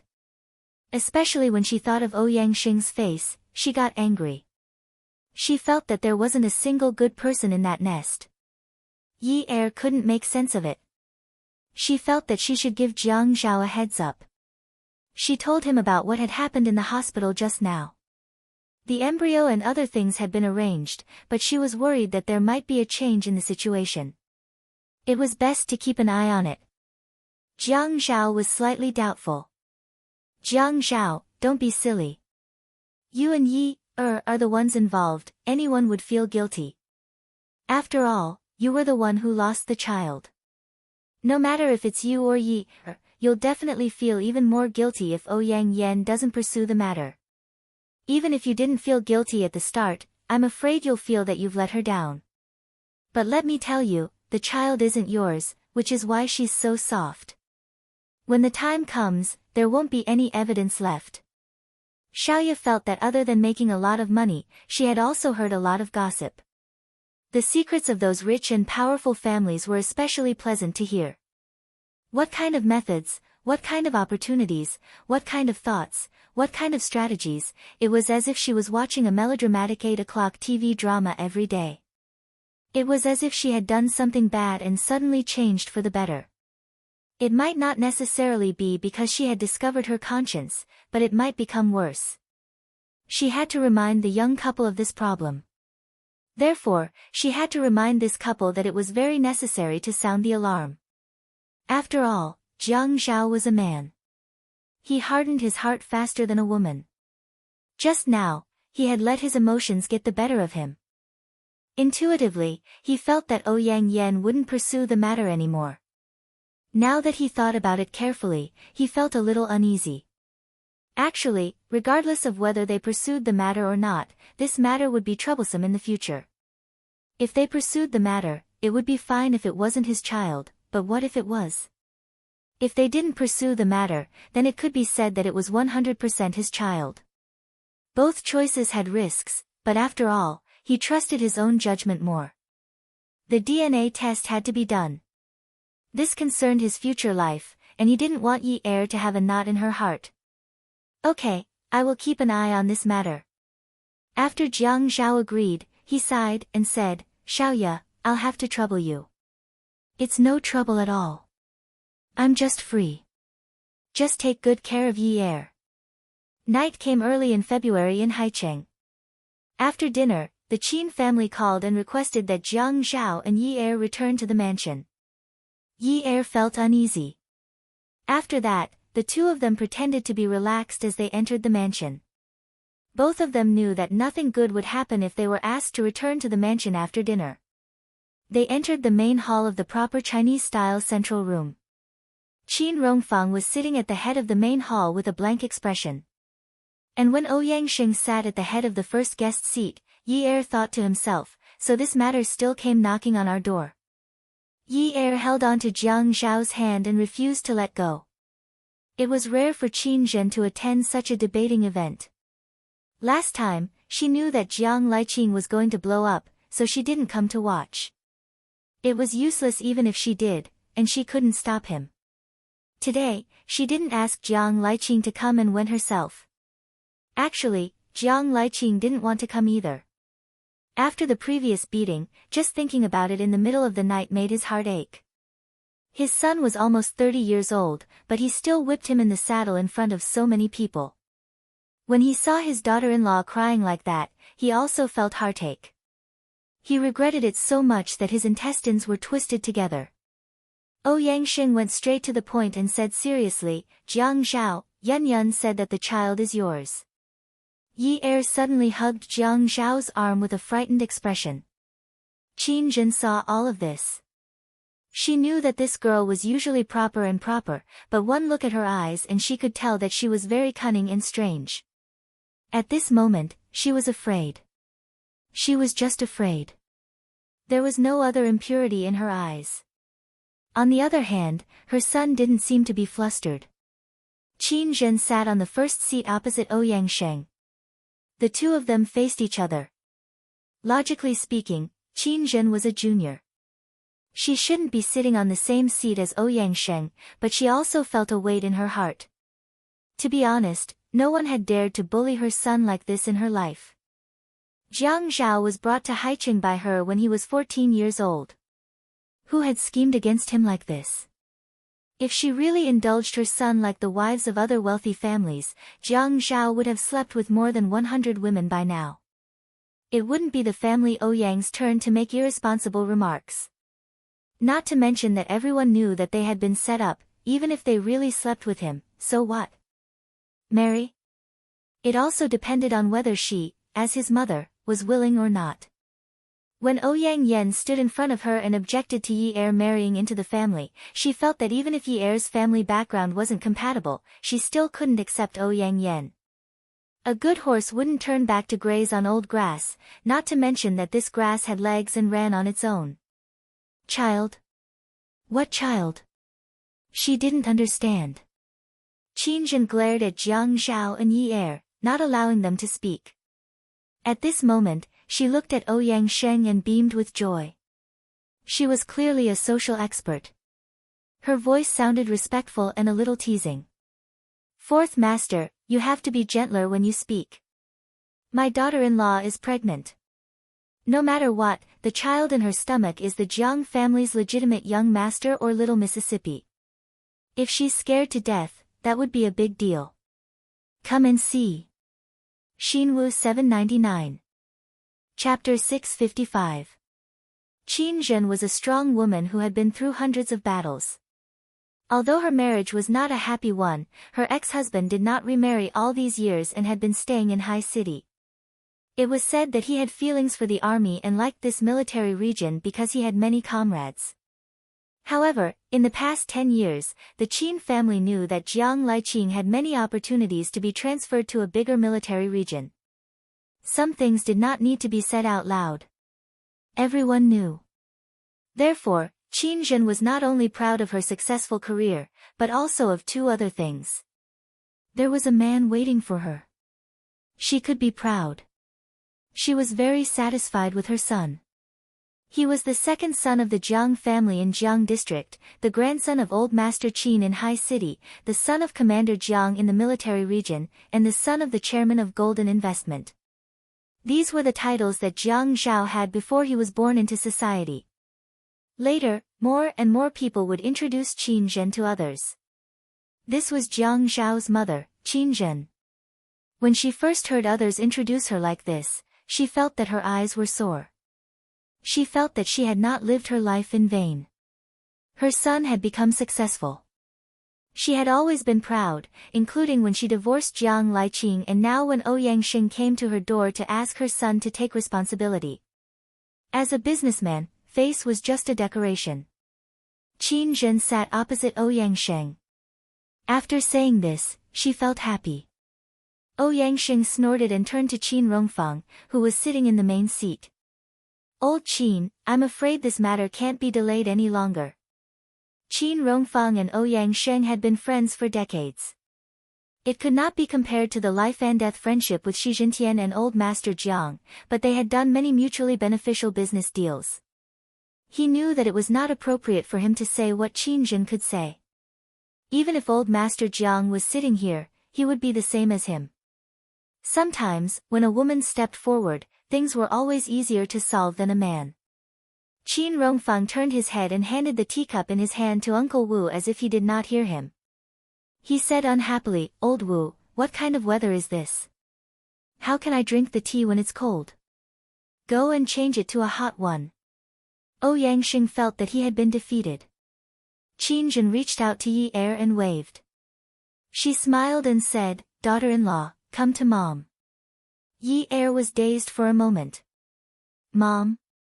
Qin Jin's attitude towards her had always been lukewarm.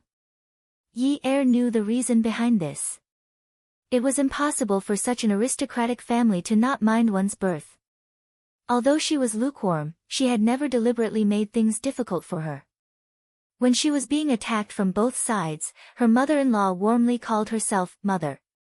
Yi Er recalled how Zhou was so angry that her father was still lying in the hospital. Tears flowed out of her eyes. Jiang Zhao gave Yi Er a push, and Yi Er walked over to Qin Zhen. Qin Zhen was still seated. Other than Qin Rongfang, who was pretending to be a fool, Qin Zhen had the dignified aura of a head of the family. However, her speech was still very appropriate. Her voice was cheerful and heartwarming. She reached out to hold Yi Er's hand and nestled it in her palm. She was smiling more than angry, and there was even some doting. "In my opinion, our family's Zhao Zhao is the best. Daughter-in-law, do you agree?" Yi Er bit her lip and nodded obediently. Qin Jin took a piece of tissue from the small table between the guest seats. She raised her head and stretched out her arm to wipe the tears that had just rolled out of Yi Er's eyes. "As your mother, I didn't bully you. Don't cry. If you cry, Zhao Zhao will think that I pinched you and will make trouble with me." After saying this, she should have glanced at Jiang Zhao. However, Qin Jin glanced at Ouyang Xing. The more Qin Jin looked at Ouyang Xing's uncomfortable expression, the more she felt comfortable. "Mom, Jiang Zhao won't think that way." Yi Er was still young after all. She was afraid that her mother-in-law would misunderstand that she had instigated her husband. She would never have thought that Qin Jin was trying to provoke Ouyang Xing. "Daughter-in-law, you were the one who begged to marry our family's Zhao Zhao back then." Qin Jin kept calling her daughter-in-law, but usually, she would call her Yi Er. At this time, she was begging to be married, and her tone was especially heavy. Ouyang Xing snorted disdainfully. Yi Er lowered her head even more. At this time, Jiang Zhao also stopped standing. He smiled a little happily and sat down on the guest seat next to Qin Jin. The servant came over to help Jiang Zhao pour tea. "You begged to marry our family's Zhao Zhao. You must think that he is a good man and someone you can rely on, right?" "Mom, you're right." Yi Er's voice was very soft and very soft. She seemed very embarrassed and very touched. "In my opinion, your conditions are not very good." As soon as Qin Jin said this, Jiang Zhao coughed violently. Yi Er's face immediately turned very red. Ouyang Xing smiled proudly. Qin Rongfang was very good at pretending to be a fool. When drinking tea, it was either cold or hot. It was either that the tea leaves were not chosen well or that the water used was not good enough. Qin Jin burst out laughing. "But your figure is really good. I took a look. Among the daughters of the wealthy families in High City, your figure is the best. You're not the tallest, but you're not short either. Wear a pair of beautiful high heels and match our Zhao Zhao's height." Qin Jin slapped her thigh and laughed with satisfaction. She raised her voice and said, "What a match." Yi Er sighed. Fortunately, her figure was not bad. Her mother-in-law liked her. She was so scared that she was about to sweat. "Actually, I think that among the daughters of the wealthy families in High City, the one with the best face is the girl from the Shin family. She's going to be a disaster in the future." Yes, the one with the most character is the girl that family Min brought back a few years ago. Oh my god, it's amazing. It's so spicy that I can't take it. Qin Zhen rambled on for a long time. She said so much that Yi Er felt inferior. However, she did not say which of the Ouyang Yen was the best. Qin Zhen looked at Yi Er and paused. She said, "Daughter-in-law, look, people say that men are either animals or animals. Why didn't our Zhao Zhao marry the girl from the Shen family? Why didn't he wait to marry the girl from family Min? This thing is about fate, isn't it?" Yi Er was still obedient. She nodded. "Yes, Mom. When fate exists, you have to cherish it. Although you begged to marry our Zhao Zhao, and our Zhao Zhao dotes on you now, if you don't cherish this fate, you will pass. The most changeable thing in this world is a person's heart, especially a man's heart. I don't want to put in a good word for my son. Zhao Zhao has the bad habits that all men have.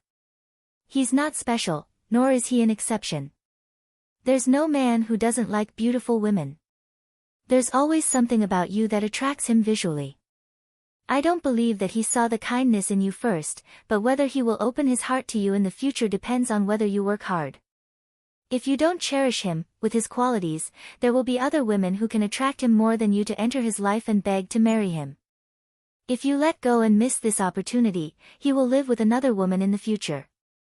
Even if you put up a brave front or trample your face under your feet and beg him to turn back, he won't look at you. I understand my son's temper. You can't give him such a chance, do you understand?" Yi Er stared at her mother-in-law in a daze. This woman, this shrewd woman, was reminding her, sounding the alarm for her, and hinting at Ouyang Sheng with every word. Didn't her mother-in-law's words refer to the relationship between her, Ouyang Yen, and Jiang Zhao? Ouyang Yen missed it. Jiang Zhao was living with her now. Ouyang Yen used all kinds of shameless means to get Jiang Zhao again, but Jiang Zhao wouldn't turn back. Her mother-in-law was cold-blooded and ruthless in her analysis of Jiang Zhao, making Jiang Zhao cold-blooded and ruthless, but it also made her feel motivated. Her mother-in-law was supporting her to protect her marriage. The most changeable thing was a person's heart, especially a man's heart. When it came to marriage, no one was more arrogant and no one had more power. It had to be cherished. It was only now that Yi Er understood what was going on. "Sister Zhen, if you say this about me, she won't believe me in the future." Jiang Zhao was really speechless. These women's words were really harsh. They simply described him as Qin Shimi. Whether she believes you or not, it's up to her. If she doesn't believe you, it's useless no matter how much you say. If she believes you, she can tell from your words and actions whether you treat her well. If she's a heartless woman who can't see the good in you and still chooses to leave you, if you don't want such a woman, your mother won't recognize her. Qin Zhen looked at Jiang Zhao for the first half of her words, and looked at Ouyang Sheng for the second half. Then, she smiled meaningfully. Ouyang Sheng gripped the hard mahogany armrest tightly. The decoration of the main hall was too retro. The high seats were like those of the rich families in the past, offering incense for the positions of heaven, earth, monarch, parents, and teachers. The smell of incense ashes and candles in the main hall was complex and intertwined. Jiang Zhao saw that Yi Er's back was not as stiff as before, and his heart relaxed a little. He knew that his mother was not scolding Yi Er, but he was still worried that Yi Er would think too much. Ouyang Sheng only felt that the women of the Jiang family and the Qin family were powerful. People said that men should prosper, but both times, it was the women of these two families who stood out to argue with him. Last time, it was old Madame Jiang. This time, Qin Zhen and the men of the Jiang and Qin families were all dead, so they called the women out to talk. They made him, a man, talk about trivial matters with these women. Qin Zhen, by right, you call me fourth uncle. During this time, you called me fourth master, and Jiang Zhao called me fourth master. If the Jiang and Qin families want to mess up the seniority, I don't want to interfere, but the child is miscarried. Qin Zhen stroked Yi Er's abdomen and looked at Ouyang Sheng's eyes with a worried expression. She said unhappily, "Fourth uncle, I called you fourth uncle. As an elder, how can you be so vicious? My daughter-in-law is still young, and the ancestors of the Qin family are worshipped in this main hall. I don't like to hear you curse my daughter-in-law. I'm already so old, and I'm going to hold a grandson soon. You, how did we offend you?" She wanted to accuse him. Yangsheng wanted to slap this noble mahogany chair. If the person talking to him today was Jiang Liqing or Qin Rongfang, it would be a contest between men, women. They did not speak according to common sense. They were indeed villains. Add, Songshu 566. Chapter 656. The child is Jiang Zhao's. You can't just ignore this matter. In the past, you could say that you didn't have an explanation and used your power to bully others, but don't even think about it now. Jiang Zhao thought about it. Qiu Xiaoye was indeed smarter than a fox. Her little fox must have changed to become more and more stupid. He didn't say anything. He just confronted this matter with a very cold expression. Yangsheng was well known in Haicheng for doting on his granddaughter. However, Qin Rongfang's attitude of doting on his grandson was also a unique example in Haicheng. For a wealthy family like this, the main family name was very important. How could the grandson be treated the same as the grandson of the first wife? That was impossible, but Jiang Zhao could. Ever since he came to Haicheng, Qin Rongfang was in charge of everything, no matter big or small. He didn't leave anything to the grandson of the first wife. This was the status that Qin Rongfang gave Jiang Zhao. It also showed the friendship between the Jiang and Qin families. However, at this moment, Qin Rongfang wasn't protecting his granddaughter like Yangsheng. He either pretended to be stupid and didn't respond. Just like now, he slapped the table beside him and shouted at Jiang Zhao, "Look at you. You still have the cheek to sit here." Jiang Zhao shrugged and said indifferently, "Why don't I go in first?" Qin Rongfang slapped the table again. "How dare you?" Yi Er was shocked. To be honest, they were both from wealthy families. Her family's wealthy family was too small and didn't have many connections. Moreover, her family's acting skills weren't as good as these people's. She couldn't tell if it was real or fake. She was completely immersed in the act. She was afraid that her grandfather would immediately call her father-in-law and ask him to come back and whip Jiang Zhao. Her mother-in-law held her hand. She could clearly feel the force tightening and loosening. The comforting sensation on the back of her hand indicated that she shouldn't move. "Then don't leave. Why are you so fierce? I don't owe you money." Jiang Zhao smiled. "Shameless!"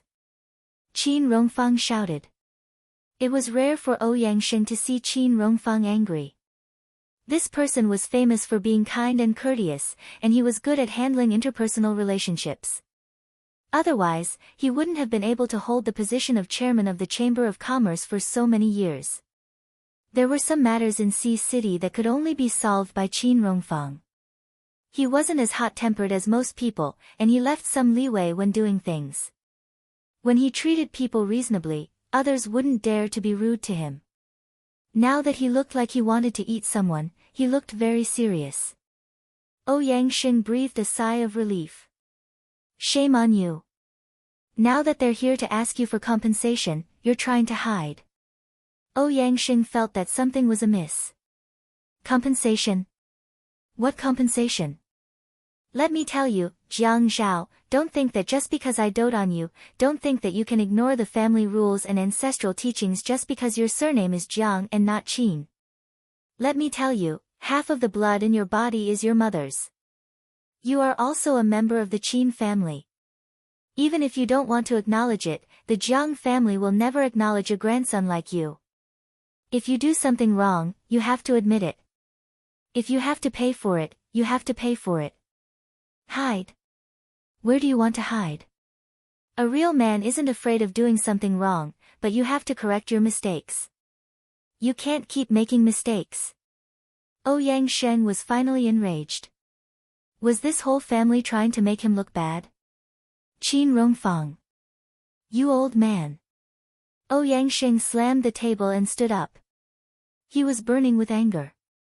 After Qin Rongfang finished scolding Jiang Zhao, he turned to look at Ouyang Sheng and put on a gentle demeanor. "Oh, Ouyang, sit down." I couldn't help it and scolded him. "Sit down, sit down." Yi Er's heart was thumping, sometimes fast and sometimes slow. She felt that her heart wasn't her own. She couldn't stand such a scene. She was really frightened.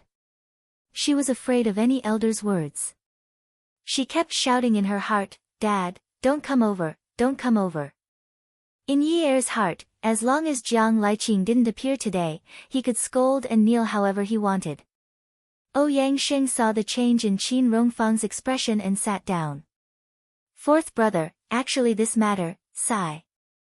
Ouyang Sheng let out a long sigh, looking particularly distressed and sincere.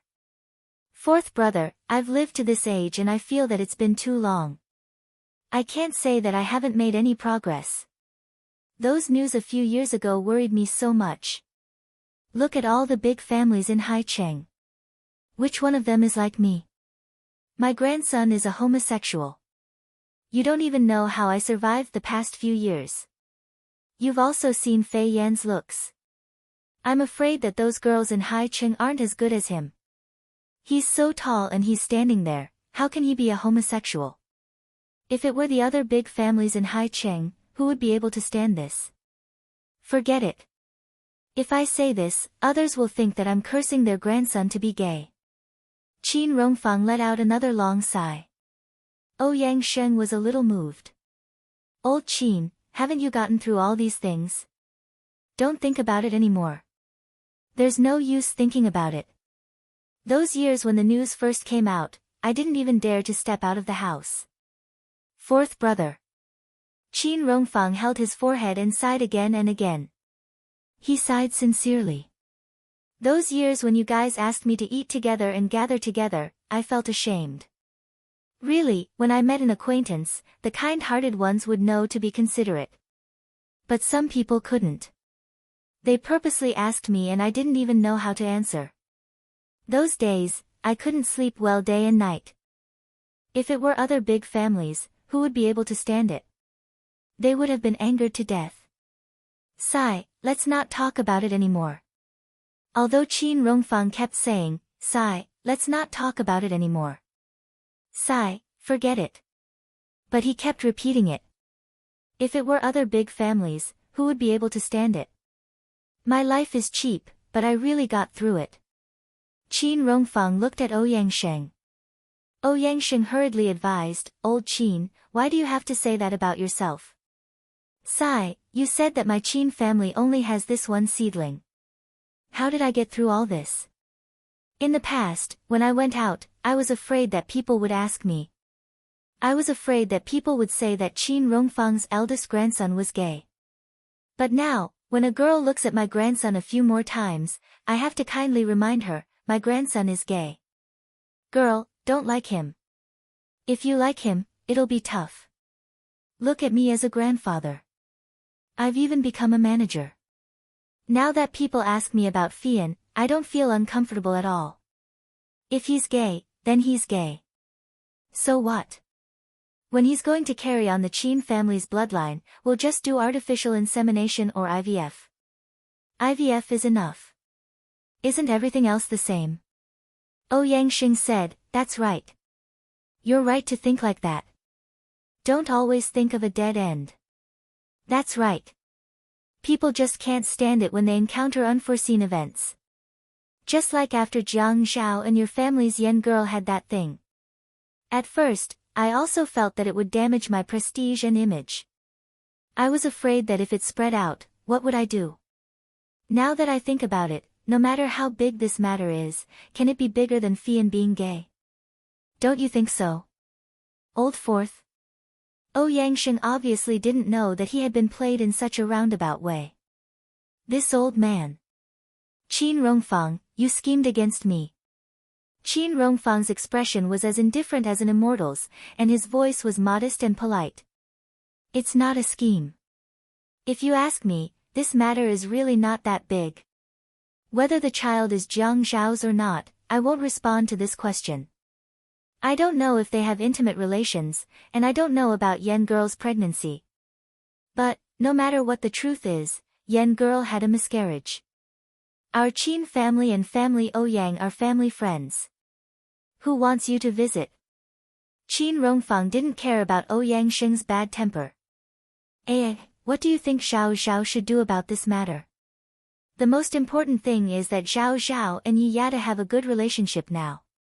As elders, we all hope that our children and grandchildren will be happy. Yi Yadu is pregnant, and the child in her stomach is legitimate. Tell me, as elders, should we be biased? Yi Yadu is pregnant, and the child in her stomach is legitimate. Which side? Old Fourth, put yourself in his shoes. If it were you, would you be biased? Which side? Qin Rongfang, let me tell you, don't think that you can be like this just because you're sitting in the first seat of the Qin family. Qin Rongfang straightened his body and added a sense of dignity. I don't want to be like this either. We're all doing business, and harmony brings wealth.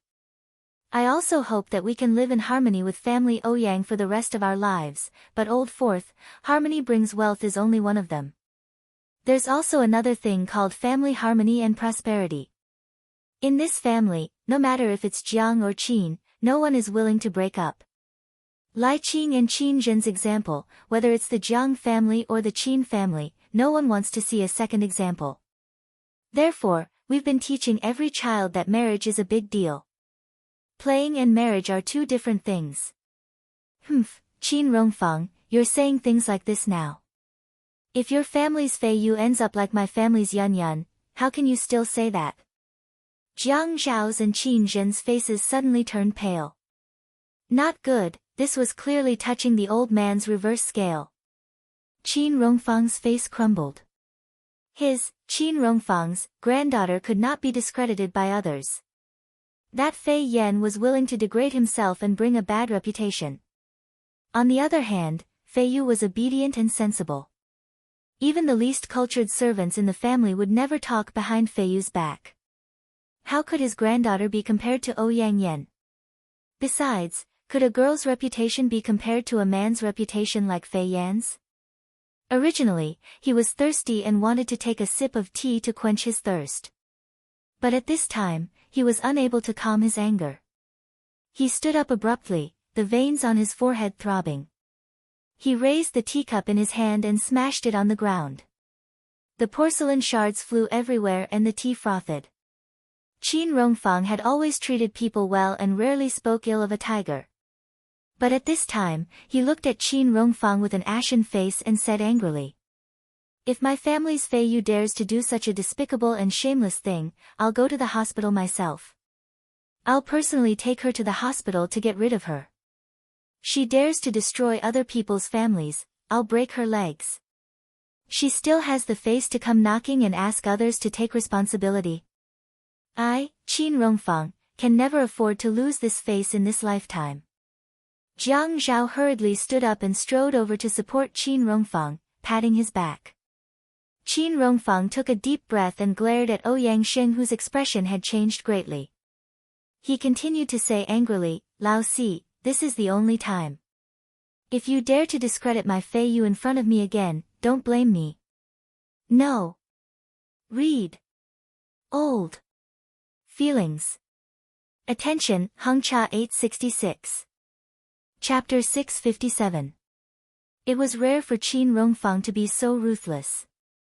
Jiang Zhao knew that this was not the time to add fuel to the fire.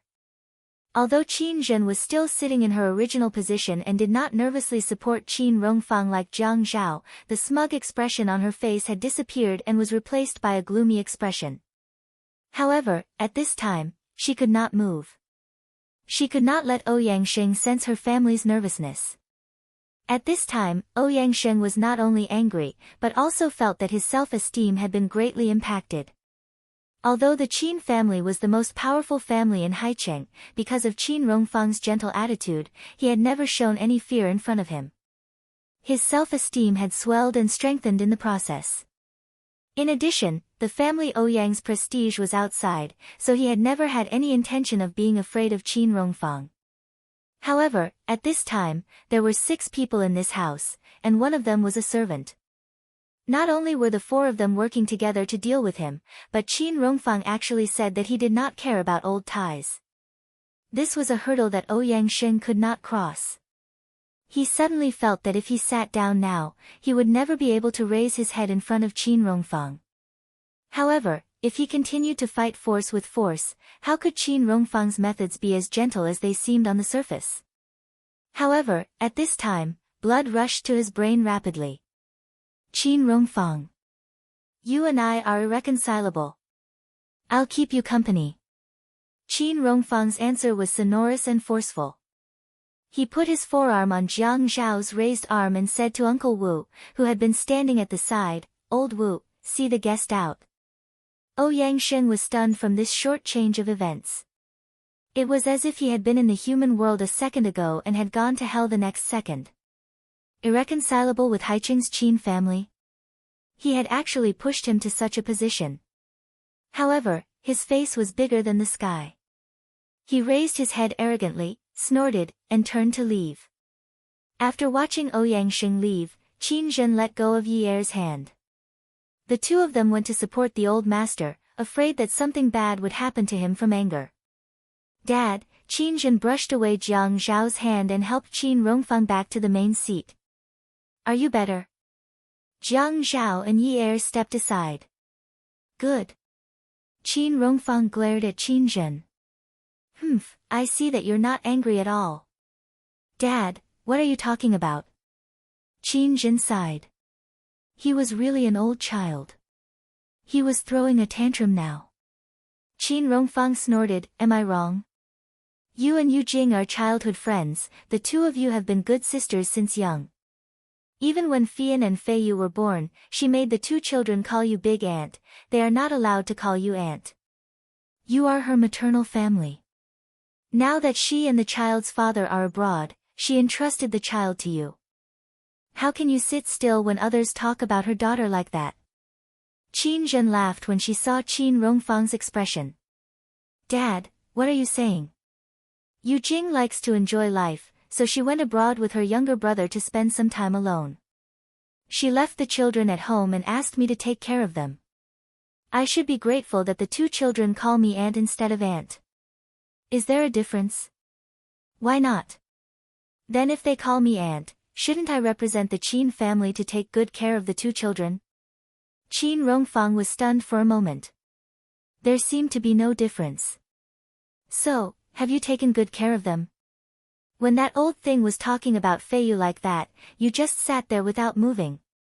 Qin Zhen smiled apologetically. Didn't I see Dad going into battle? When Dad goes into battle, there are thousands of troops and horses. I'm just a young girl. I don't stand out even if I go into battle. Zhao Zhao was led astray by you. Dad, you can't say things like that. Your daughter-in-law nodded and said that Jiang Zhao is good. She originally thought that she would be beaten up when she returned to the Qin residence. After a hair-raising moment, she saw her grandfather and mother-in-law bickering. This scene was very heartwarming. Yi Er tilted her head and saw Jiang Zhao staring at her. Their eyes met and they suddenly smiled at each other. After Jiang Zhao and Yi Er left the Qin residence, they went to the hospital to visit Yun Hongwei.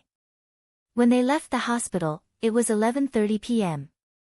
The bridge across the river allowed one to see the mesmerizing scenery of the night.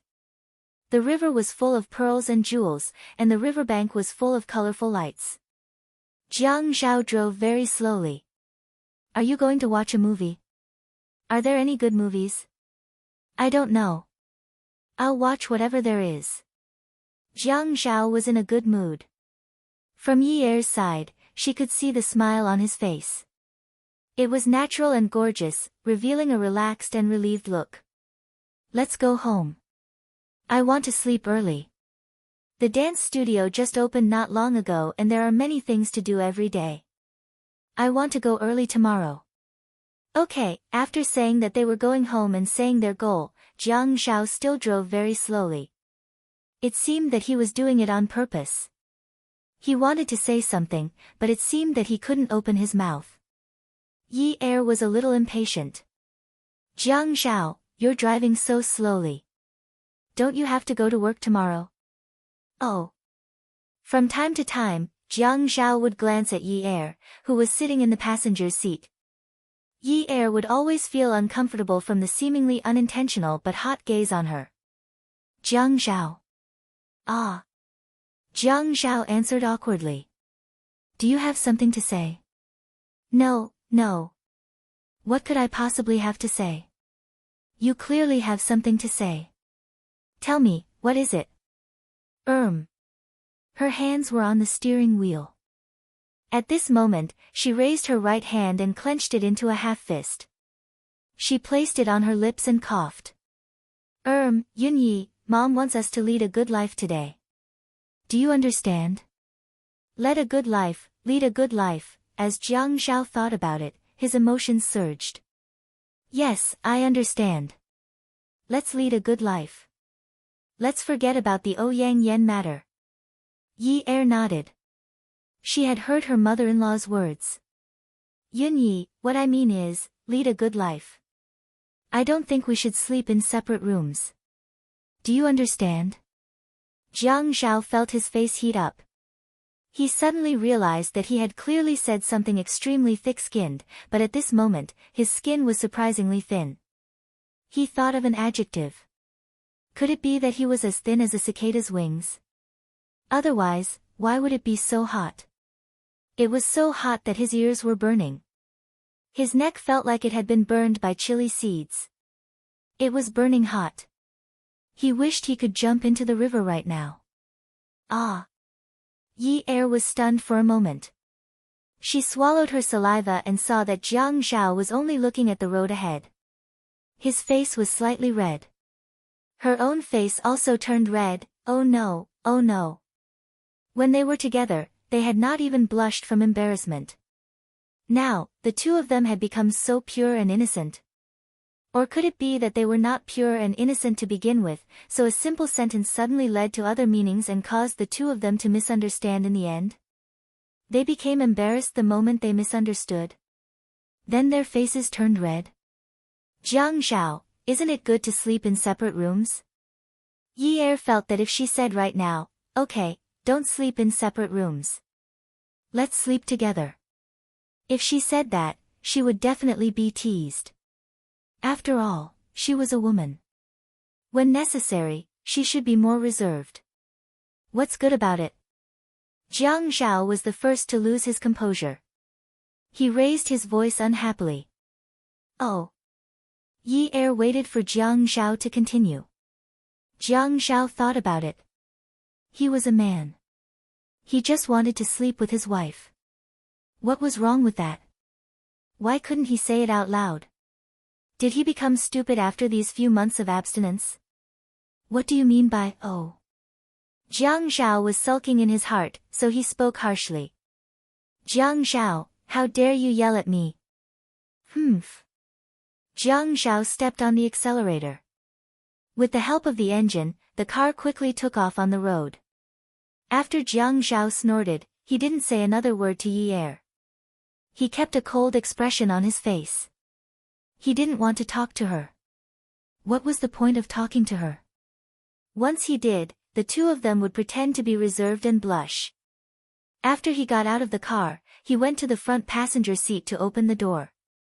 After Yi Er got out of the car, Jiang Shao smiled and closed the door. He pressed the remote lock and the car was locked. He raised his arm and propped it in front of Yi Er. Come, hold your husband's arm. Let's go home.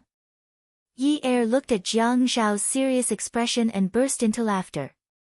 As he wished, she held his arm and left the garage. After they entered the elevator, the door closed. The light was as bright as a mirror. Jiang Shao looked at the image of the two of them on the door. Yunyi, Mom said we're really compatible. What do you think? Yi Er also looked at the two of them on the door. Many things had happened today, so the two of them weren't as neat and tidy as they were when they went out in the morning. Yi Er realized that her hair was a little messy. Because of her young age, her skin didn't look haggard, but her eyes revealed fatigue. Jiang Zhao was the same. Although he was in a well-ironed suit and looked as handsome as usual, he couldn't hide his fatigue. Only the smile on his face was exceptionally pleasing to the eye. Her mother-in-law said that if they stood together and she wore a pair of beautiful high heels, they would be really compatible. But she wasn't wearing high heels today. Were they really compatible? His eyes were overflowing with happiness and satisfaction. She was infected and smiled along with him. We're really compatible. The voice that came out of her heart was always so moving and mesmerizing. Ding! A sound was heard. In the next moment, the elevator door opened. The man and woman in the elevator were hugging each other. The woman stood on her tiptoes and hooked her arm around the man's neck. The man lowered his head and hugged the woman's waist. Their lips rubbed against each other and their teeth melted. The large hand on the woman's waist slowly lifted her jacket and burrowed into her clothes. The moment he touched the soft skin that he hadn't felt in a long time, the man's Adam's apple moved and he groaned uncontrollably. Yi Er suddenly felt a ball of fire run over her body and burn someone to death. Her body went limp and she snuggled into the man's arms. Her head was still tilted up, receiving the rain of kisses. They were so close together that they didn't give each other a chance to breathe. Even if she breathed out softly, it could only be poured into the man's stomach and turned into a stronger force. It swept across the soft tongue and stole the unique fragrance that belonged to the woman. The elevator door closed again. The two of them, who were inseparable, were a little impatient. They wanted to get out of this space immediately, but neither of them could bear to let go of the other person's lips and tongue. The elevator door opened again. The man bent down slightly and reached his hands from behind the woman. He burrowed between her legs and spread them apart. He scooped her up and placed her on his waist, carrying her out of the elevator. Welfare, Xinwu 799. Chapter 658. The elevator led them all the way to the door of the living room. The corridor lights were on. The man carried the woman all the way to the door. Without even opening the door, he impatiently pressed her against the door and gestured all the way up. Yi Er was also anxious. She knew that she could not withstand his teasing, but she did not have the chance to speak. She wanted to say that she would open the door first, but the pressure on her chest made her lose all her rationality. Jiang Zhao, come in. She panted anxiously. When she lifted her red face and stared at the man, her eyes were sweet and charming. Jiang Zhao bit her again. No one. Bastard, one person insisted on invading. One person refused to comply. In the end, Jiang Zhao could only give in to Yi Er. But once they entered the house and closed the door, the woman was pushed against the wall at the entrance. Her clothes were pulled at haphazardly. The sound of fabric rubbing against each other and the sound of heavy breathing echoed one after another. Wash it off. I'm not washing it off. Jiang Zhao did not care so much. In any case, Yi Er let him kiss her and let him take her clothes off. Right now, he did not want to do anything. He just wanted to barge into her body. He had to do it. He did not want to wait a moment longer. He could not wait. His blood was rushing in the wind at high speed, rushing straight to his brain. He could not think clearly or see clearly. All he could think about was her softness, her tightness, her suffocation, her breathing, and her light moans. The scene in front of him was limitless. The sounds in his ears were so decadent that it tore at his soul. He wanted her. Right now. Their clothes were all on the floor. One big piece, one small piece. They were piled up into a small hill beside their feet. The woman's softness and the man's hard masculinity suddenly collided and instantly intertwined. After hovering between the mortal world and hell, they soared into the heavens and soared into the heavens. The next day, Yi Er was still sleeping in Jiang Zhao's arms. She was too tired last night and felt that the ringtone belonged to someone else. She felt like she was shopping at the mall and the phone of the person beside her was ringing non-stop. She wanted to ask him to pick it up, but she could not. What did it have to do with her? His phone was ringing. Mind your own business. Jiang Zhao picked up the phone and looked at the caller ID. The caller ID was Xiaoya. Yi was still sleeping. Besides, Qiu Xiaoya might be looking for him about what she said to him yesterday. Jiang Zhao slowly sat up. His muscular upper body was exposed to the air. He leaned against the bed and tucked the quilt over his abdomen. The phone slid open, and Xiaoya's cursing voice came through. Yi Er.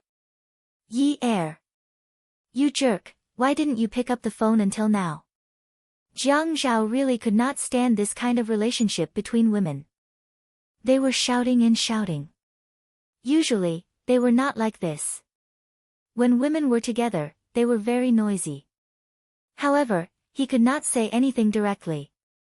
He still said politely, Xiaoya, I'm Jiang Zhao.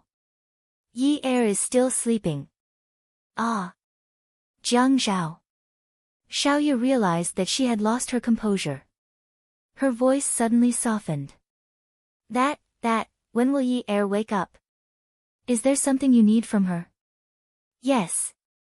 Xiaoya thought to herself, isn't it better for Jiang Zhao to answer the phone? Jiang Zhao, a lot of things happened at my shop. I haven't slept since yesterday afternoon. Can you help me? Jiang Zhao was stunned for a moment. Something happened at Qiu Xiaoya's shop. Why didn't she look for Zhuang Yichen? Without permission, one could not interfere with the matters of one's friend's woman. You didn't look for Yichen? Him. He doesn't care about me. Oh. I looked for him. He's busy. He's been busy. He hasn't had time to pick up my calls since yesterday. Xiaoya felt terrible when she thought of this.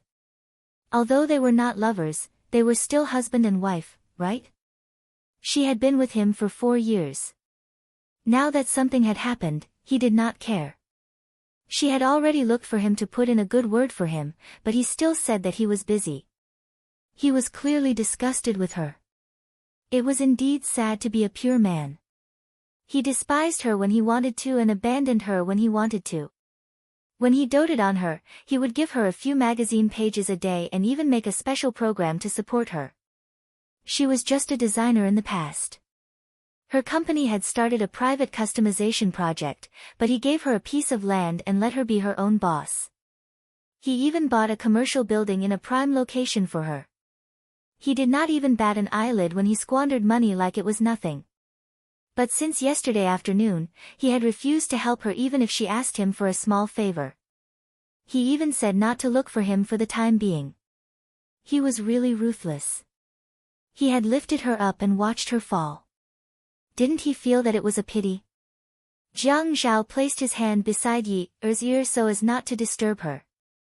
His brows furrowed as he pondered over the matter. Would Zhuang Yichen not care about Qiu Xiaoya's matters? Could he believe it? Not at all. If he really did not care, he would not have said that over the phone at the hospital and asked for a guarantee. If someone else touched Qiu Xiaoya's shop and Zhuang Yichen found out, it would be embarrassing. Although not many people knew about their relationship, Zhuang Yichen would not lose face even in front of Qiu Xiaoya. But Zhuang Yichen chose not to care. What was the reason? Unless Zhuang Yichen did it himself. He really could not care about this matter. Zhuang Yichen was clearly trying to cheer Qiu Xiaoya up because of the Ouyang Yan incident. He remembered that Zhuang Yichen was very unhappy about the phone call yesterday. Qiu Xiaoya was indeed in a dangerous situation yesterday. It was understandable that Zhuang Yichen was worried. But would it be counterproductive to ruin Qiu Xiaoya's business? Xiaoya, I'll remember this. Don't worry. Let me check it out. Thank you, Jiang Zhao. I knew that friends are more useful than him. Jiang Zhao smiled helplessly. He owed Xiaoya a favor. But his relationship with Zhuang Yichen. Sigh, he felt like he was in a dilemma. Don't worry. Go back to sleep. The phone call ended. Jiang Zhao put on his robe, tied it, and went to another room. He called Zhuang Yichen. You did something to Qiu Xiaoya, right? Zhuang Yichen did not deny it. Yes. I taught her a lesson. Now that she's here to look for me, do you think I should help her or not? Are you trying to go against me? Zhuang Yichen laughed out loud. Brother Zhao, you really shouldn't help her. Otherwise, you'll be meddling in my private affairs. But Qiu Xiaoye is Yunye's friend. I owe her a favor for what happened yesterday. Don't you think it's unreasonable for me to not help her? But Brother Zhao, you're Zhuang Yichen's friend. We owe each other a lot. It's not right for you to help others go against me, right? Ha. Fine. As long as she doesn't ask Yunyi to look for me, I won't help her. What do you think? No. You can't help her. Zhuang Yichen stopped laughing and became more serious. Brother Zhao, you know my situation. I'm surrounded by danger. If Qiu Xiaoye doesn't know how to protect herself, she'll get herself killed sooner or later. She's become more and more disobedient in the past few months. This isn't good for her. Jiang Zhao had a headache. Why did he ask his woman to provoke Xia Qian for no reason? He really had a lot of things to deal with. He had thought of this path, but now he had gone astray. Yes, he had gone astray. This was what they meant by the saying, you brought this upon yourself. Okay. I don't care. I really want to take annual leave and take my wife abroad to hide. I think you shouldn't worry about me. At most, I'll pretend that I'm not capable enough. Jiang Zhao deliberately paused and then laughed. But aren't you worried that she'll go to Kang Yun? Zhuang Yichen tightened his grip on the phone. She can try to find him if she dares. A miscarriage was just a small operation. She could get out of bed on the same day. However, Ouyang Yan was lying in bed until the next morning. She always felt that she was too weak. She was seriously injured and had a miscarriage caused by a man. It was such a painful experience. The more she felt that her experience was painful, the more she was dissatisfied with the things around her. The weakness of her body reminded her of the person who caused the miscarriage. This vicious cycle almost led her to a dead end. Everything that happened to her was caused by Jiang Zhao. The happiness that she should have had was destroyed because of Yi Er's appearance. Even if she couldn't have Jiang Zhao, she knew that she would never be able to have Jiang Zhao again. However, if she couldn't have him, she would destroy him. No one would have a good life. This was the only way she could get out of this dead end. Therefore, she lifted the blanket and got out of bed. She used her connections to find the doctor who operated on her yesterday. She had prepared all the money that she needed. Yesterday's doctor, from the surgery to the anesthetist, to the assistant nurses, all of them had taken Xiaoye's money. Although compared to Ouyang Yan, Xiaoye didn't give much, but at that time, everyone felt that it was a lot. Therefore, when Ouyang Yan asked the doctor in charge to bribe him again, the doctor was very hesitant. The number on the check was enough for him to quit being a doctor for the rest of his life. The doctor in a white coat stared blankly at the valid check in front of him that was stamped with the company's stamp and the legal person's stamp. The balance in his heart began to waver. Attention, Songshu 566. Chapter 659. This. The doctor's voice was trembling. The doctor occasionally received red packets, but he was a little worried. After all, this was a public hospital, and the management was very strict. If it wasn't for Xiaoye's repeated promises and comforting them for a long time, he would have accepted the money. Giving an embryo was not a big deal, but now the amount was huge, and the situation was very different. If Xiaoye's amount was discovered, she would be criticized and the money would be handed over. However, the amount written on Ouyang Yan's check was not just a simple red packet. Are you afraid of being sued? Ouyang Yan was a prosecutor and was good at observing people's emotions. At this time, when she saw the hesitation and greed in the doctor's eyes, she forced him to say, "Don't worry, I only gave this money to you.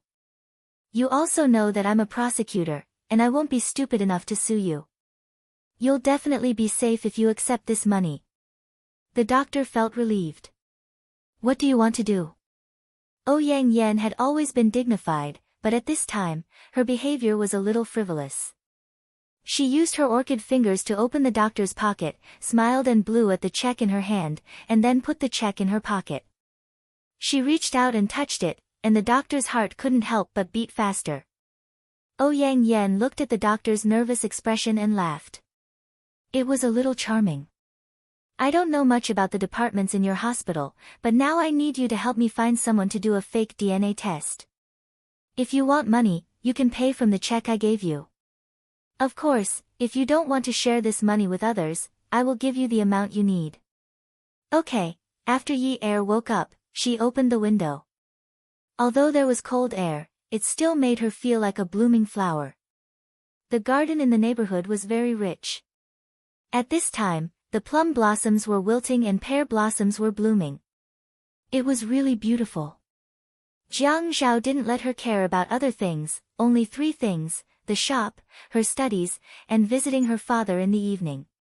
Her life was fulfilling and relaxing. Jiang Zhao asked Xiaoya to send a photo to communicate with the doctor yesterday, so as not to beat around the bush. Xiaoya couldn't fall asleep anyway, so she volunteered to go with him. Jiang Zhao smiled. When this woman talked about loyalty, she was no worse than a man.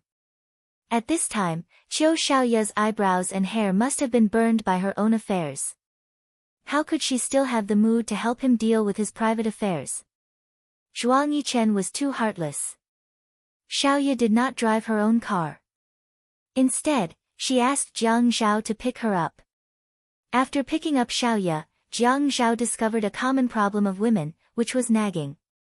In the past, he used to think that Xiaoya was a cold and unkind person who didn't talk much. Now, it was completely different. People tend to go to 2 extremes after a setback in their career. They are either very quiet or very talkative. Xiaoya was obviously the second type. Jiang Zhao, you don't know how crazy Zhuang Yichen is. You'd better not be with him. People like him don't care about old friendships when they are ruthless. Jiang Zhao thought to himself, how could he not know what kind of person Zhuang Yichen was?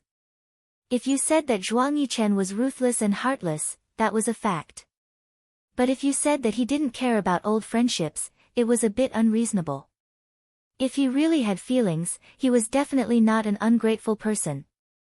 When working with a person, it was not only about the person's ability, but also their character. No matter how outstanding a person's ability was, if his character was bad, you would spend more time on guard against such a person's dirty tricks, and the tacit understanding between you and him would be greatly reduced. He and Zhuang Yichen were both people who knew how to choose partners. Unless they used them for a while and parted ways after cooperating once, they would definitely observe the person's character before cooperating. Xiaoya, sometimes you should see more of his benefits. Jiang Zhao was like all men's brothers, only saying good things in front of other people's female companions. Benefits? I think other than having a model's body and a good appearance, he doesn't have any benefits. At this time, Xiaoya had already degraded Zhuang Yichen in her heart. She didn't want to hear anyone say good things about Zhuang Yichen. The things he gave her were all gone, so he didn't have any benefits. Sigh, there are some things that you should look at. He doesn't need you to earn much money. Is it because you haven't been obedient recently and made him angry? Is that why he won't help you? Jiang Zhao couldn't say that this matter was arranged by Zhuang Yichen, and that Zhuang Yichen was the one who said that she hadn't been obedient. Moreover, Xiaoya was helping him identify people, so he couldn't say that Zhuang Yichen had closed the shop because of him. Xiaoya knew very well that although Jiang Zhao had never exposed her relationship with Zhuang Yichen, it was as clear as a mirror in everyone's hearts. She sighed. He's never asked me to do anything. He just wants me to be there when he wants me to be at Qingfeng Garden. He never cares about anything else. Even when she had a headache or fever, there was no one by her side. Xiaoya felt a little sour in her heart. She felt more and more that a woman should find a man who loved her. What was the use of having a lot of money? Her career was gone just like that, and there was a pile of compensation waiting for her to deal with. If there was a man who loved and cared about her right now, how could he bear to let her worry like this? He would definitely help her solve it. Xiaoya thought about it in an extreme way, but it never occurred to her that Zhuang Yichen hadn't cared about her for the past few years. At most, he would ask her to stay at Qingfeng Garden at night. However, if she had any setbacks in her career, she just had to tell Zhuang Yichen, and he would definitely solve it. What she didn't understand was that she had secretly used Zhuang Yichen's treatment of her as a standard. Jiang Zhao felt that as a man, he shouldn't talk about such things with a woman. The more he talked about it, the more he would seem like a sissy. However, Qiu Xiaoya was Yi Er's good friend. Yi Er seemed to be very calculative, but he was actually very good to his friends. Although he didn't dare to hang out with Zhengling because he was afraid of Zhengling's mother, he still wanted to help Zhengling get some business. Even his colleagues in the building asked him if they could go to Zhengling's photography studio to take care of business. Qiu Xiaoya and Xia Qian were also considered her friends. Last time, they had argued so fiercely that she wasn't allowed to hang out with that perverted girl, Xia Qian, but she didn't listen to him. Thinking about it, he didn't have much time to spend with her.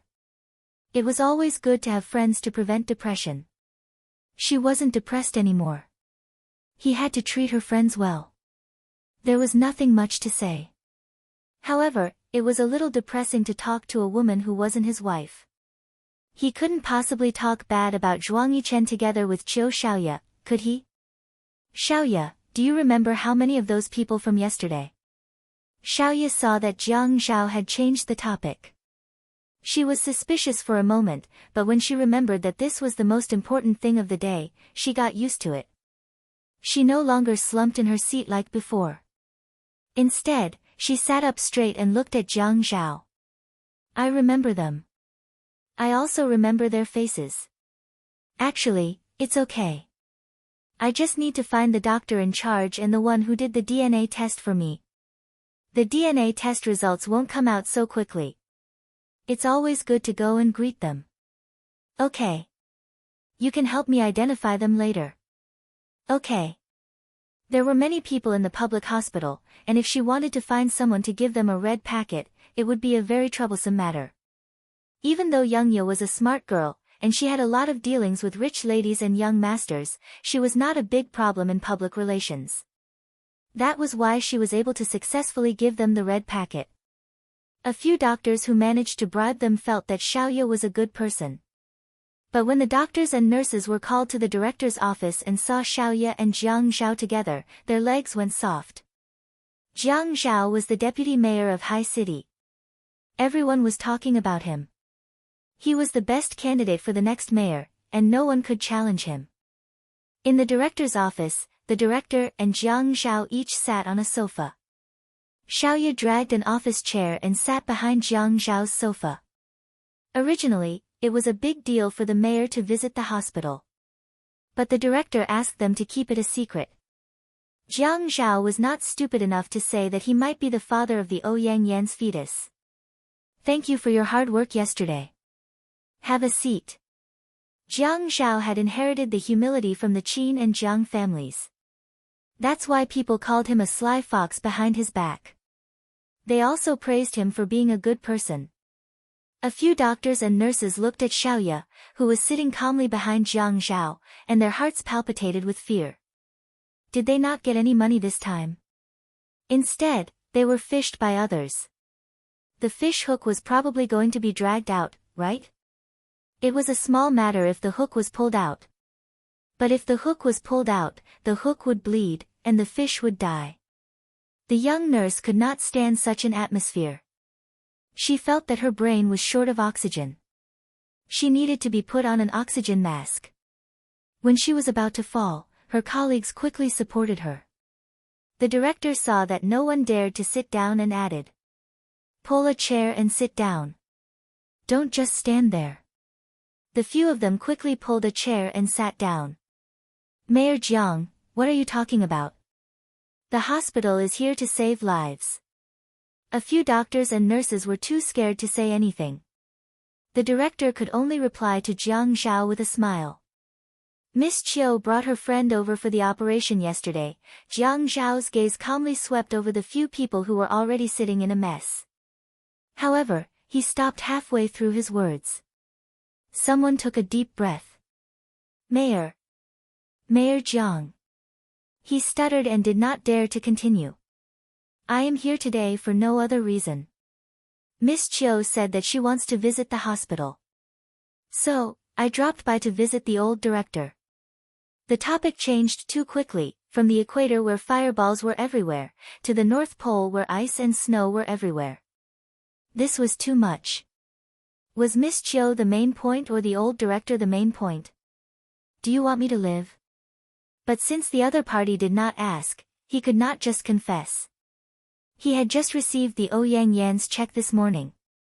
The doctor looked at Jiang Zhao's calm expression and felt that he did not have long to live. Attention, Xinwu 799. Chapter 660. At this moment, Jiang Zhao tilted his head and said politely, Old director, why don't we go somewhere else and let Miss Chiu talk to these doctors?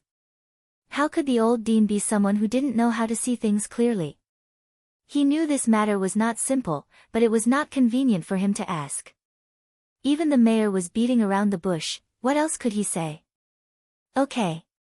At this time, Xiaoye called out to Jiang Zhao, who had already stood up, Brother Zhao, I'll come to you later. Jiang Zhao smiled. Okay. When Dong Xuebing called him Brother Zhao, everyone who was involved in Ouyang Yan's surgery felt nervous.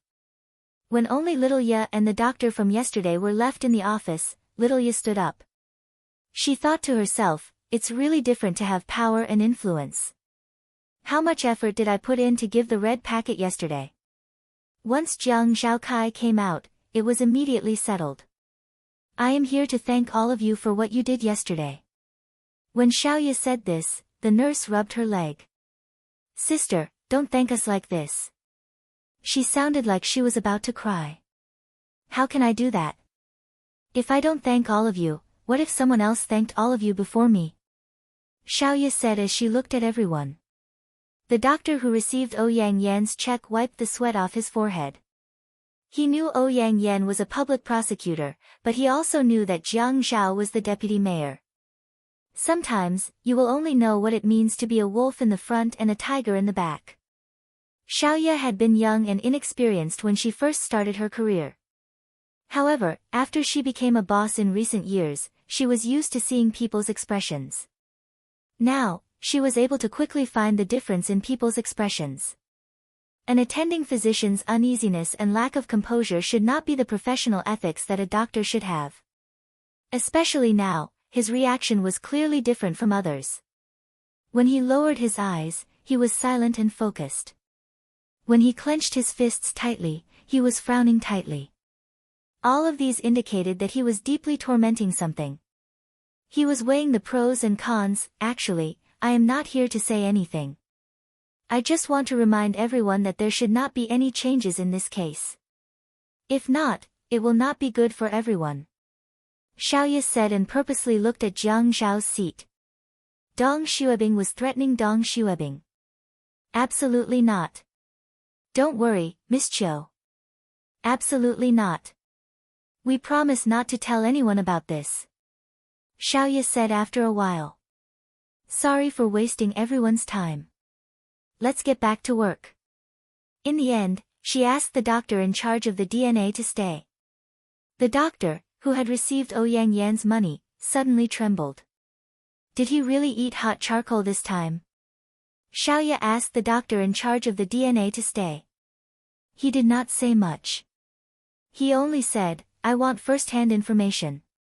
You can't give it to anyone else except me. Otherwise, the consequences will not be easy to deal with. I know. I will get the report done as soon as possible. I will rush it out tonight. You don't have to wait too long. The doctor had to know that when he received Xiaoye's money yesterday, he did not expect that Xiaoye would have such a powerful backer. Now that she had a backer, even a stupid person would know which side to lean towards. After all, people in politics were not to be trifled with. Thank you for your hard work. After everyone left the room, Xiaoye did not look for Jiang Zhao. Instead, she called him and told him that she had settled her matter. The doctor, who had received Ouyang Yan's check, did not return to his office. Instead, he went to the rooftop alone. It seemed that he could not accept Ouyang Yan's money now. Even if he did not become a doctor in this life, he could not accept this money that was enough to last him a lifetime. When he had accepted Ouyang Yan's money, it was not only because of the large number and the fact that Ouyang Yan was a prosecutor and would not report him. More importantly, Ouyang Yan had the family Ouyang behind him.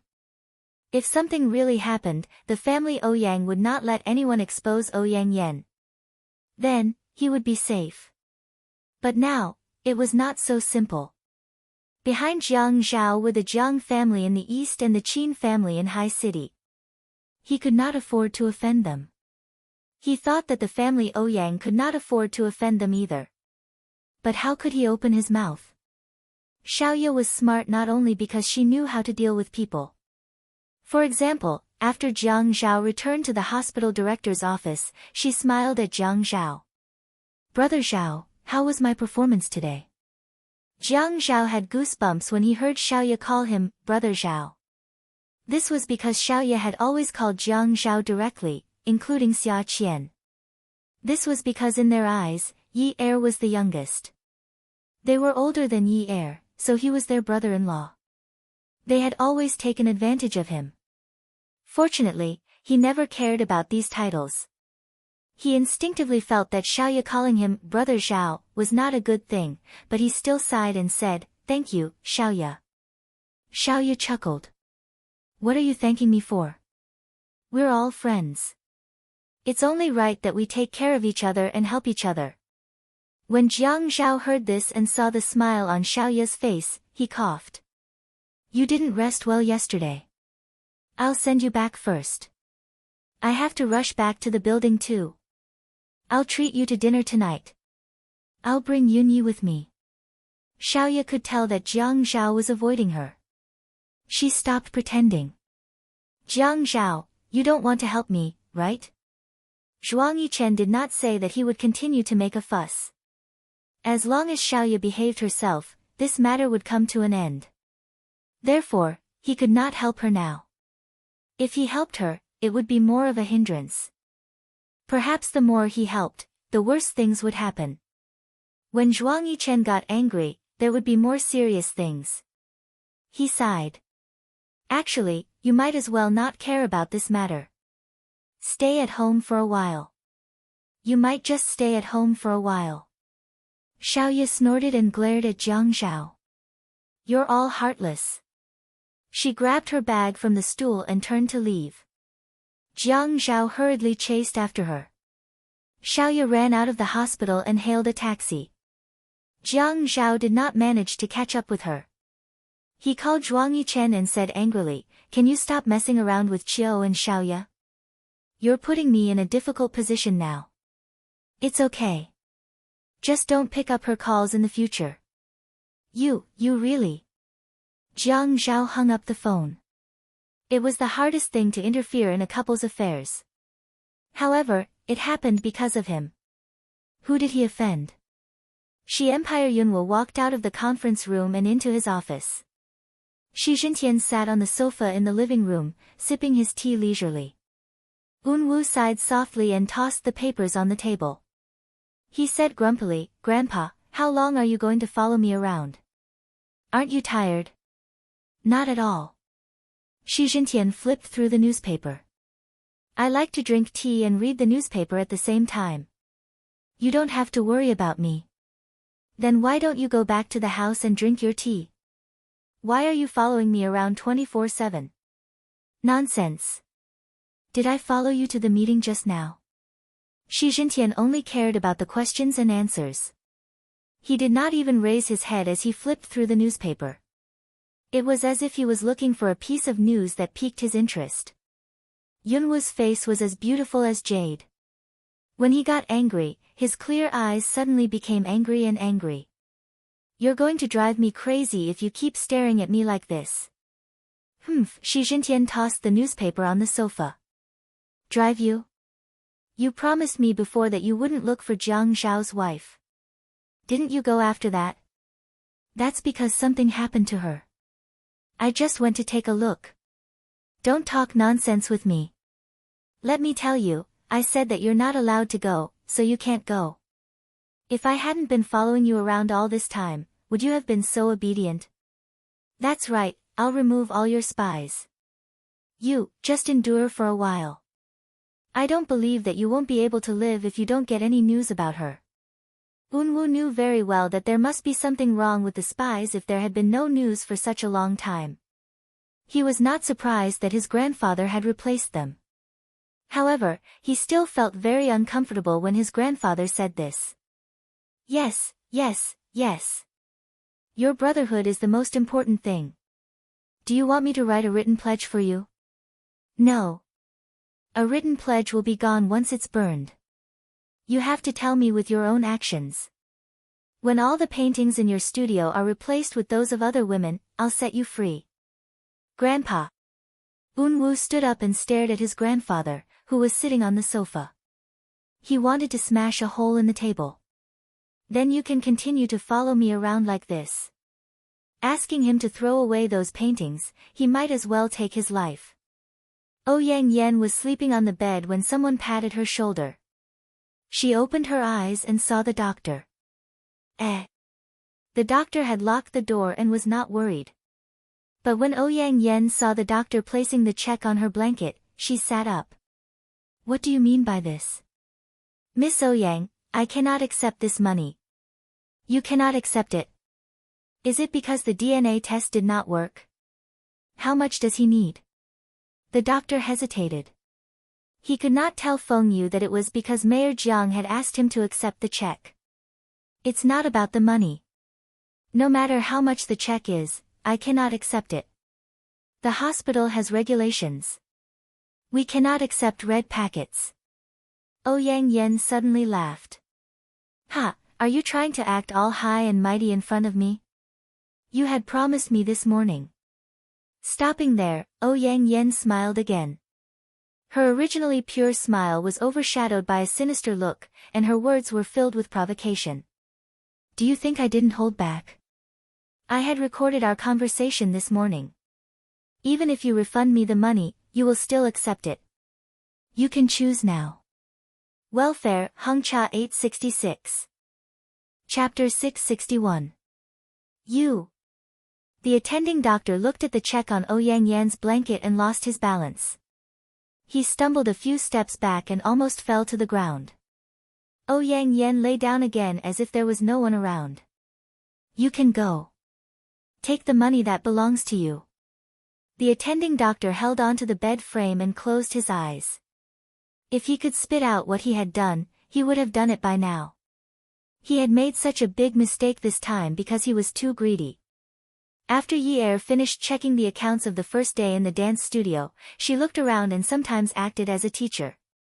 The dance studio was very spacious and there were many dance rooms. Yi changed into a black t-shirt with the word dance on it and walked through a group of students. She listened to the rhythmic chanting of 1 da-da, 2 da-da-da, 3 da-da-da, and thought about the peaceful days she had today. She was very happy. If only her father could wake up soon, then her days would be like living in a honey pot. Yi's store was open. Just as Jiang Zhao had expected, there would be a lot of people coming to buy cards, regardless of whether they could use it or not. If they wanted to buy cards, they would buy the most expensive ones. They wanted to get closer to Yi so that they could get closer to Jiang Zhao. Yi also understood the pros and cons of this, so when she ordered the package, she separated the most expensive package into several different packages. She was not worried that someone would buy the package and report that Jiang Zhao had accepted bribes, but she still had to take precautions if it was too obvious. There were both men and women who came to buy the package. Some men in their 50s said that they wanted to train their bodies and learn how to dance, but not only did they not know how to dance, they probably did not even know how to dance. Just by looking at their big bellies, it was obvious that they lacked exercise. Their actions were too obvious. Jiang Zhao said that he was not afraid of this. If people tried to bribe him in private, it was fine as long as he did not accept it. Yi did this very well. Today, another man came to buy the package. If other people saw this, they would definitely tell Yi Er that there was finally someone who looked like he had trained and was even handsome. However, when Yi Er saw Min Zikai, she did not notice it at all. Miss and young masters from rich families had to learn the basics of social etiquette, but they would have professional teachers to teach them. Especially at Min Zikai's age, they had already learned the basics. Yi Er, Min Zikai smiled. Good morning, young Master Min. Yi Er thought that if she had known this would happen, she would not have come to the cashier to see if there were any golden eggs flying up today. If she had not come, she would not have met Min Zikai. She really felt uncomfortable just looking at him. Although she and Ching Su were siblings, she had never felt this way when she saw Ching Su. Min Zikai was a disgrace in her life. No one would be willing to ignore their past disgrace. Yi Er had always been distant from Min Zikai. Min Zikai smiled and said, Yi Er, I'll take care of your business. Sure, I'll arrange for someone to serve young Master Min, Yi Er said generously to the cashier, give young Master Min a 10% discount. Pfft, the cashier was a young girl. This was the first time she had heard the boss give a 10% discount. Many of the boss's friends were given a 30% discount. The reason was that they could not refuse to accept money, but they could not take money from their friends. The premise was that they did not suffer a loss. Actually, they could all make a profit. The cost was not high. This 10% discount was too shabby. However, she still put on a sincere smile and said, okay. Min Zikai's smile also froze.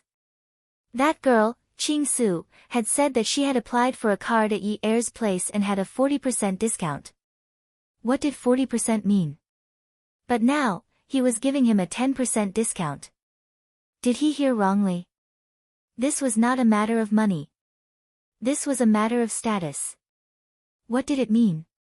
It meant that Yi Er valued that girl more. Yi Er quickly left, saying that he had a lot of things to do. He left Min Zikai to his assistant. Opposite Yi Er's dance studio was Xiaoya's custom-made studio. It was not open today. The iron chains on the glass door clanged as someone fiddled with them. The man wore a baseball cap on his head. The front of the cap was very long and low, so his face could not be seen clearly. However, the stubble on his chin could be seen clearly. He was very tall and wore a thin jacket. His hand touched the iron chain as he raised his head to look at the opposite building. When he looked up, the sun shone into his eyes. He narrowed his eyes slightly and released a murderous aura. This was the man who had been mistakenly called a pervert by Ching Su when they went to the private hospital for a checkup. Jiang Zhao had been looking for him for a long time. However, he was good at anti-tracking.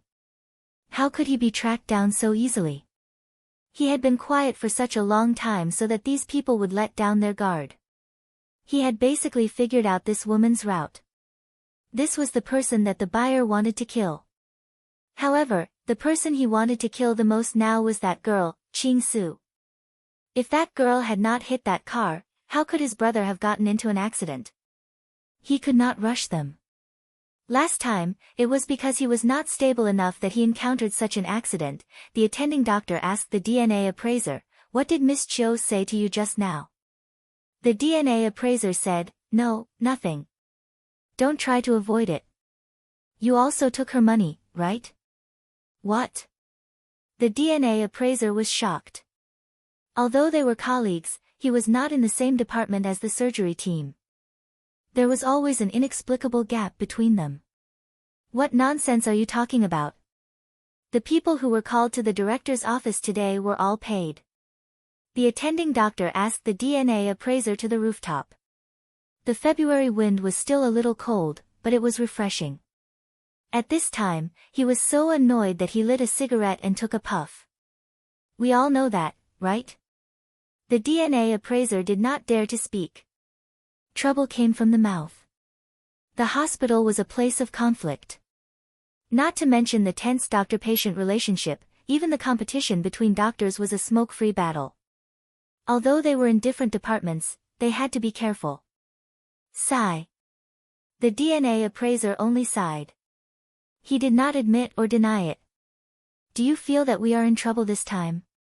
The attending doctor turned his head and looked at the person next to him worriedly. Yes. Perhaps it was a habit formed in his work to only talk about work-related matters. He was a man of few words. I'll give you a sum of money. Are you willing to change the test result? It's a very large sum of money. It's enough for you to live a lifetime without working in the hospital. The DNA appraiser was so scared that he immediately quivered. No. He was not a fool. He did not dare to do such a thing, especially after knowing that Miss Chiu was backing him up. He could not let anyone change the first-hand information. Some things were not about how much money he could earn or spend in his lifetime. If he had so much money, he might not have the chance to spend it. He might cause his family to not live a peaceful life. He could not take this risk. The attending doctor laughed self-deprecatingly and patted the DNA appraiser's shoulder. I just said it casually. Look at how scared you are. Ha! As Jiang Zhao had made plans to go to the hospital in the morning, he had a lot of time to spare. Therefore, he had arranged everything in the morning and pushed his working hours to after the lunch break. He did not want to go to the building at this time. He wanted to sit at Yi Er's place. Anyway, they could have lunch together before going to the building. Everyone knew that Yi Er was his wife and had opened a dance studio. There was nothing to hide. He went to Yi Er generously. It was the same every time. But when he saw Min Zikai running around in the dance studio, he was unhappy. Last time, Yang Fan said that Qing Su had stopped him. Although she said that she wanted to teach Min Zikai a lesson, he was unhappy. But after thinking about it, if Qing Su had stopped him, maybe Qing Su did not want to see anything happen to Min Zikai. Even if he knew everything, Yi Er owed Qing Su a life. He could not be too ruthless. After that, he called Yang Fan and told him to forget about Min Zikai for the time being. It was not a big deal to see Min Zikai outside, but this was Yi Er's territory. What was Min Zikai doing here?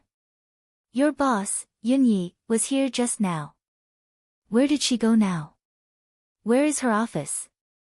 Min Zikai grabbed a staff member and questioned him carefully. Jiang Zhao walked over and patted Min Zikai on the shoulder. Min Zikai turned around. When he saw Jiang Zhao, his face suddenly turned cold. Jiang Zhao smiled like a gentleman and said, Young Master Min, you're really free. What are you doing here? I'm here to learn about international dance from Yi Er. Min Zikai had always felt that he was not inferior to Jiang Zhao. Moreover, ever since Yi Er and Qing Su's accident, he clearly noticed that Jiang Zhao's attitude towards his father had become friendlier. Jiang Zhao must have felt that he owed family Min a favor. The more he thought about it, the more his sense of superiority suddenly rose. Actually, I learned international dance from Yi Er. When she was 10 years old and practiced dancing, I was the one who accompanied her. After that, when I learned international dance, she was the one who became my dance partner and practiced with me. Min Zikai became more and more enthusiastic as he spoke. However, he did not consider that Jiang Zhao's attitude towards Min Hongsheng had improved completely because Qing Su had saved Yi Er's life. Min Hongsheng also doted on Qing Su very much, so it was natural for him to feel sorry for her. This had nothing to do with Min Zikai. Min Zikai did not notice that Jiang Zhao's gaze was getting colder and colder. He wanted to continue provoking him. It seems that young Master Min is really free recently. It's only right that you find something to do. Jiang Zhao's voice was calm, but it suddenly made his hair stand on end. A dangerous aura was rushing towards him. Come and see, Hung Cha 866. Chapter 662. It's none of your business whether I'm free or not. In any case, I've already booked a card here. Min Zikai turned around and asked the staff member. Jiang Zhao gave him a look of disdain and called Yi Er. Why do you accept anyone who comes to book a card? Yi Er was stunned. What do you mean? I'm in the lounge area. Come over. Jiang Zhao hung up. When Min Zikai heard Jiang Zhao's call, he immediately turned around. Yi Er changed your cell phone. Jiang Zhao's smile was still gentlemanly, but there was a hint of malice in it. I didn't change it. I just didn't want to pick up your call. Yi Er knew that Jiang Zhao's tone wasn't good, so she hung up and headed to the lounge area. At this time, most of the students were in class, so the lounge area was very quiet. Even if it was very quiet, Jiang Zhao would usually go to the office to look for her. He always felt that it was a little inappropriate. But now, he was directly waiting for her in the lounge area. But once she got there, Yi Er finally understood. With Min Zikai around, she couldn't possibly bring Min Zikai to the office, right? Tell me, are you going to accept anyone who comes to book a card? Jiang Zhao asked unhappily when he saw Yi Er. Yi Er looked at Min Zikai and then hooked her arm around Jiang Zhao's. Ah. If there's business to be done, I have to do it. After Yi Er said that, she gave the staff member a look and gestured for him to leave. When Jiang Zhao saw that the staff member had left, he became even more stubborn. You're not allowed to do business with him. When Min Zikai heard this, he stepped forward. Why should I? Because I think you're ugly. Without anyone else around, Jiang Zhao didn't really care about his image. When he spoke, there was a hint of willfulness in his tone. You're good-looking. You're the ugly one. Min Zikai was so angry that his face turned red. Jiang Zhao laughed and said, why don't you take a look at yourself in the mirror? Then you'll know what's going on. Still asking? Aren't you embarrassed? Yi Er held onto Jiang Zhao's arm and bent over in laughter. Jiang Zhao pulled her up and asked coldly, what are you laughing at? Yi Er stood on her tiptoes and kissed Jiang Zhao's face. Hey, honey, he's not as good-looking as you. I swear, he's not as good-looking as you. You're the most handsome one. No one can compare to you. Jiang Zhao was amused. His heart was flying with joy. The smile on his face froze for a moment and then twitched. He looked very unnatural and embarrassed. He glanced at Min Zikai provocatively and said to Yi Er, let's go eat. Min Zikai was hurt, not because of Jiang Zhao's provocation, but because of what Yi Er had said to curry favor with Jiang Zhao. It had really hurt him. It was only 8 o'clock at night. The DNA technician called Xiaoya and told her that the results were out. Xiaoya called Jiang Zhao and asked if she wanted to go get it or if he wanted to go get it himself. Before Jiang Zhao could say anything, Xiaoya sighed and said, let me go. Although you're heartless, I can't be unjust. It's not very appropriate for you to go get it. People will suspect you. It's not good to have one more person suspect. Jiang Zhao thanked her. After hanging up, he thought that Zhuang Yichen treated Xiaoya differently for a reason. A smart woman like her knew how to grasp people's hearts. He now felt a deep sense of guilt. The scales were tilted towards Xiaoya. He even thought that if he helped Xiaoya, Zhuang Yichen would probably not take it seriously when he reconciled with Xiaoya in the future. Jiang Zhao also took his own sample for a DNA test. He wanted to wait for Xiaoya's report to be out and then compare it. Xiaoya drove to the hospital. She thought about it more in the afternoon. She couldn't blame Jiang Zhao for this matter. She had her own business and came in contact with rich madams and company directors. She also knew that perhaps someone was messing with her. It was too obvious. However, it was precisely because someone was deliberately messing with her that Jiang Zhao couldn't interfere. The people she came in contact with also had powerful backgrounds. What right did they have to drag Jiang Zhao into this? She didn't even care about her own man. How could she count on someone else's man? The dashboard showed that the car was low on gas. She drove to the nearest gas station. She recognized the car parked in front at a glance. It was Haicheng's most unique red and green Cayenne. Lu Qingsu, this girl, was so strange that she was afraid that others wouldn't remember her. She was the same. However, when she saw the red Cayenne covered in green willow branches, she really felt that spring was not far away. Just because Qingsu had saved Yi Er's life, the few of them were getting closer. However, did Ching Su only like red cayennes? The previous one had already been hit so badly. The license plate had also been changed, but the style hadn't changed at all. Xiaoya rolled down the car window and pressed the car horn. Ching Su was in the car. The moment she heard someone honking, she felt a little annoyed. She was about to roll down the car window and stick her head out to scold, "What the hell are you rushing me for? If you have the ability, fly over there." In the end, she saw from the rearview mirror that Xiaoya's head and hands were outside the car window. She was smiling and waving at her car. Ching Su scratched her head a little embarrassedly. She opened the car door and got out. She walked up to Xiaoya's window and said, "Hello, Sister Xiaoya." Xiaoya rested her hand on the car door. She rested her chin on her forearm and looked at Ching Su. "Lulu, why aren't you home?" Ching Su smiled. "I'm walking around outside. I want to go to the bar later." "You're in your second year of high school, right?" "Yes." "You should study more at home and strive to get into a good university." "What's so good about going to university?" Ching Su shrugged in embarrassment. "My grades are very bad. I won't be able to get in. If Min Hongsheng were to donate a building to go to school, I wouldn't want to embarrass myself like that." Xiaoya felt that Ching Su wasn't as innocent as the rumors said.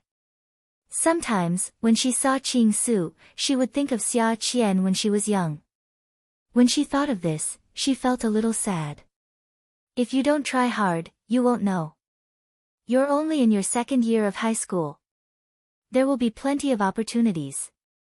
The two of them chatted for a while. Xiaoya asked about Ching Su's health. Ching Su asked Xiaoya if the business of the store was good. "Sister Xiaoya, what's your personal phone number? I don't want the one on your business card. I'll look for you another day." Xiaoya smiled. This girl made herself sound like an adult. She had never seen her play with children her age. After giving her her number, Ching Su dialed the numbers one by one. Then, she called Xiaoya. When she heard the ringtone, she said, "Sister Xiaoya, save my number too. Otherwise, I'll be sad if you ask me who I am the next time I ask you out." "Ha. Okay, but I know who you are even if I don't save it. I can recognize your voice immediately. It's crisp and sweet." Ching Su lowered her head shyly. The two of them.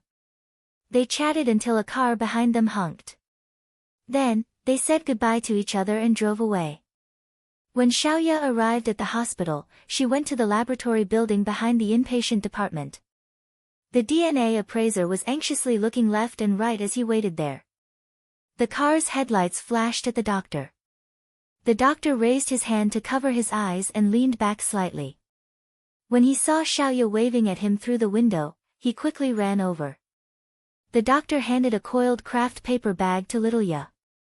He looked around and said, "Don't worry about it. Miss Chiu, this is for you." Xiaoya took the paper bag and smiled at the appraiser. "Thank you." Then, she narrowed her eyes slightly. "Other than you, you haven't shown it to anyone else, right?" When the doctor saw Xiaoya's eyes, he instantly panicked. He immediately placed his palm by his ear, his face flushed red, and he stuttered anxiously, "No,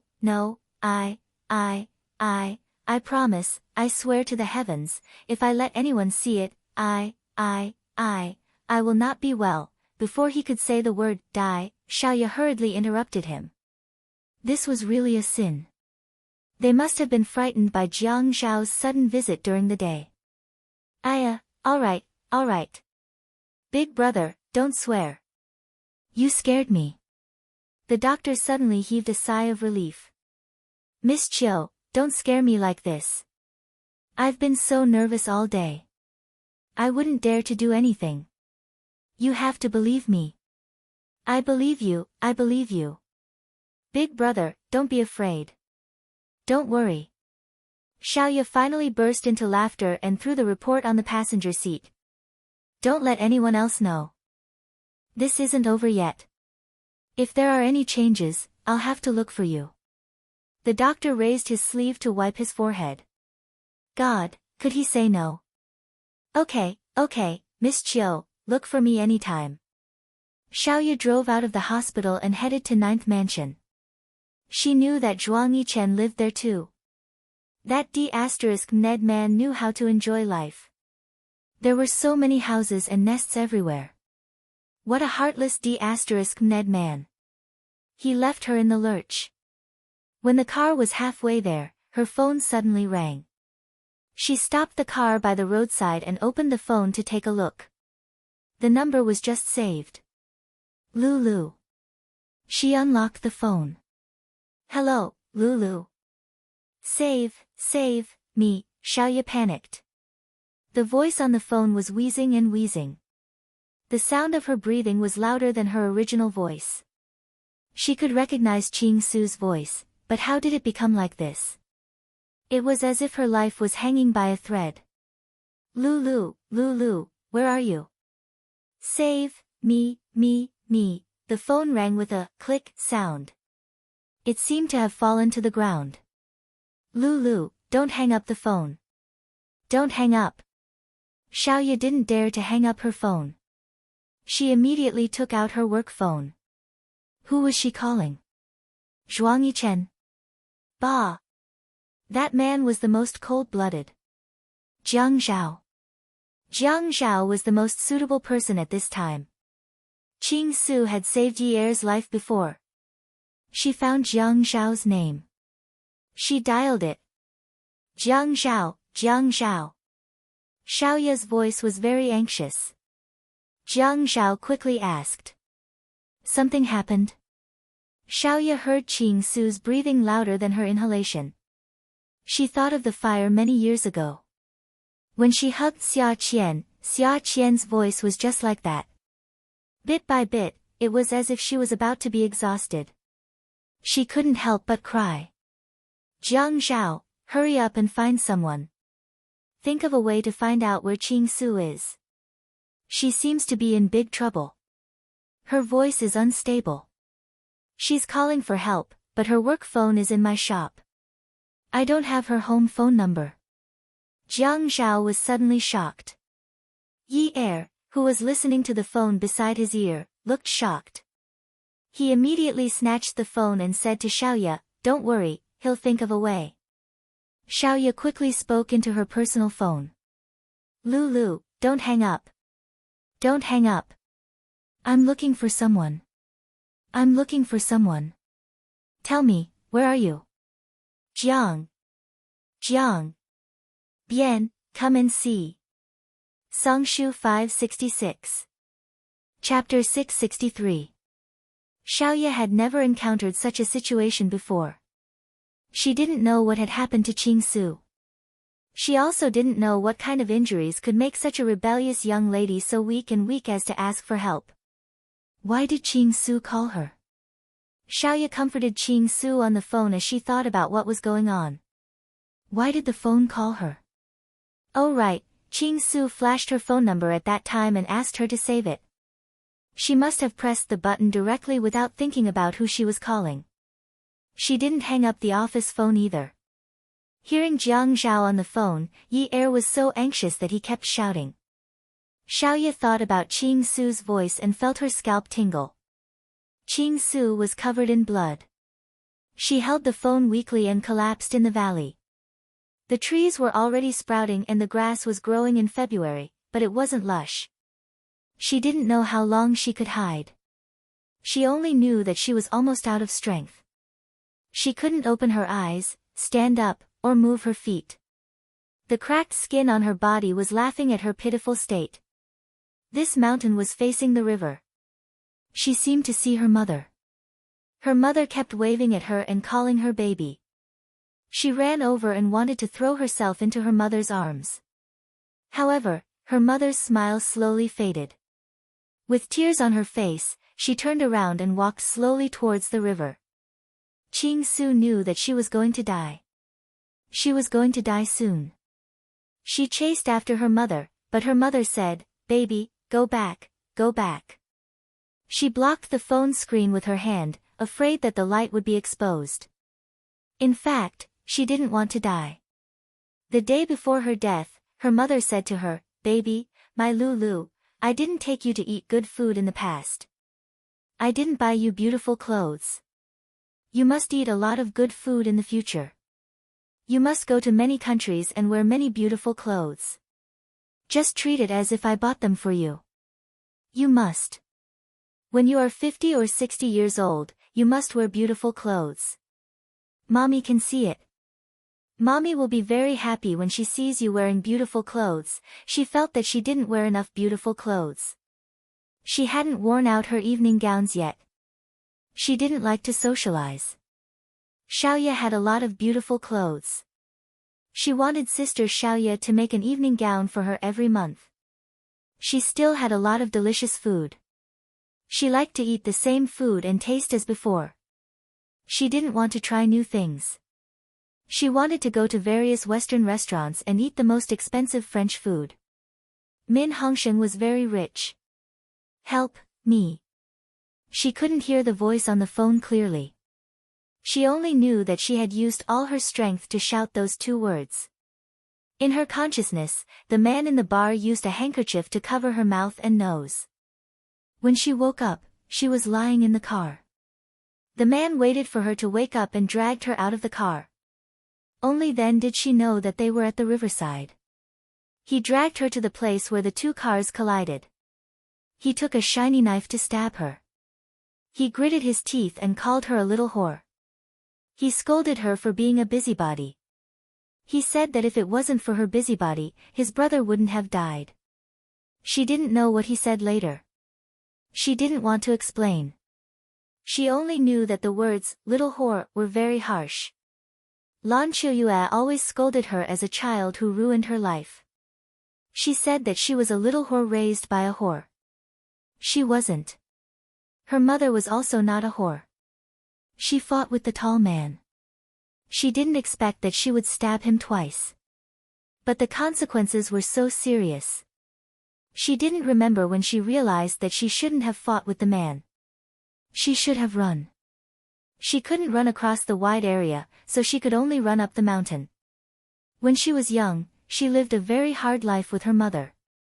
Sometimes, she would hide. At this moment, she was extremely scared. Her ears were filled with the sound of the man's footsteps. They came closer and closer. She was scared. But it was useless to be scared. She couldn't walk anymore. "Mom! Mom!" she called out softly. Then, she let out a deep sigh. When Xiaoya heard Xia Qian call out, "Mommy," softly, she suddenly thought of the big fire. Xia Qian was the same. In the end, she called out, "Mommy," weakly. "Lulu." Xiaoya covered her mouth. She didn't dare to cry out loud. "Lulu, don't be afraid. Jiang Zhao is already looking for you. He will find you soon." The mobile phone's tracking system was very accurate in the army. Looking at the red dot on the meter, Yi Er and Xiaoya sat in the military vehicle and listened to the breathing sounds from the mobile phone. "Jiang Zhao, can the car go faster? I'm worried that Qing Su's mobile phone will run out of battery. It'll be over." Jiang Zhao always patiently comforted Yi Er whenever he heard that. "It'll be soon. We'll be there soon. Boss, it's on this mountain." Zhua Hao's subordinate pointed at the mountain outside the window and said excitedly. The car had just stopped when a man's voice came from the hands-free phone. B*TCH, how dare you hide here? I'll kill you today. Let's see if you still want to meddle in other people's business in the future. Yi Er and Xiaoya were about to scream when two soldiers covered their mouths. Yi Er looked at Jiang Zhao. Her eyes were watery. The man on the phone suddenly said, "The person we want to kill is Yun Yi. Since you want to join in the fun, fine. Since you're so loyal, you can die for her." Yi Er couldn't hold back her tears anymore. They rolled down the soldier's hands. She couldn't accept that Qing Su was being targeted because of her. Jiang Zhao stood up suddenly. Jiang Zhao silently pointed at the alarm. Zhua Hao shook his head. If the alarm went off, the criminal would run away and they wouldn't be able to catch him. But if they delayed for another second, Qing Su's life might be in danger. Jiang Zhao pointed at the alarm forcefully. The alarm went off. As the soldiers rushed up the mountain, dozens of large searchlights were turned on, illuminating the entire mountain. The sudden change made the man on the mountain startled. B*TCH, call the police.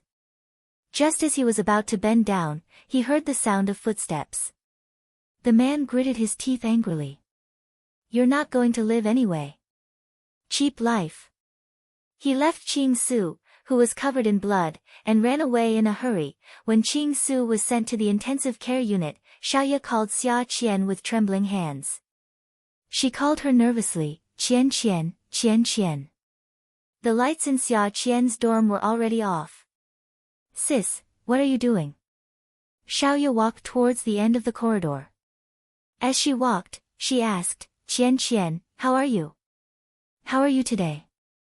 Do you have a headache? Do you feel any pain? Did you have any dreams during this period?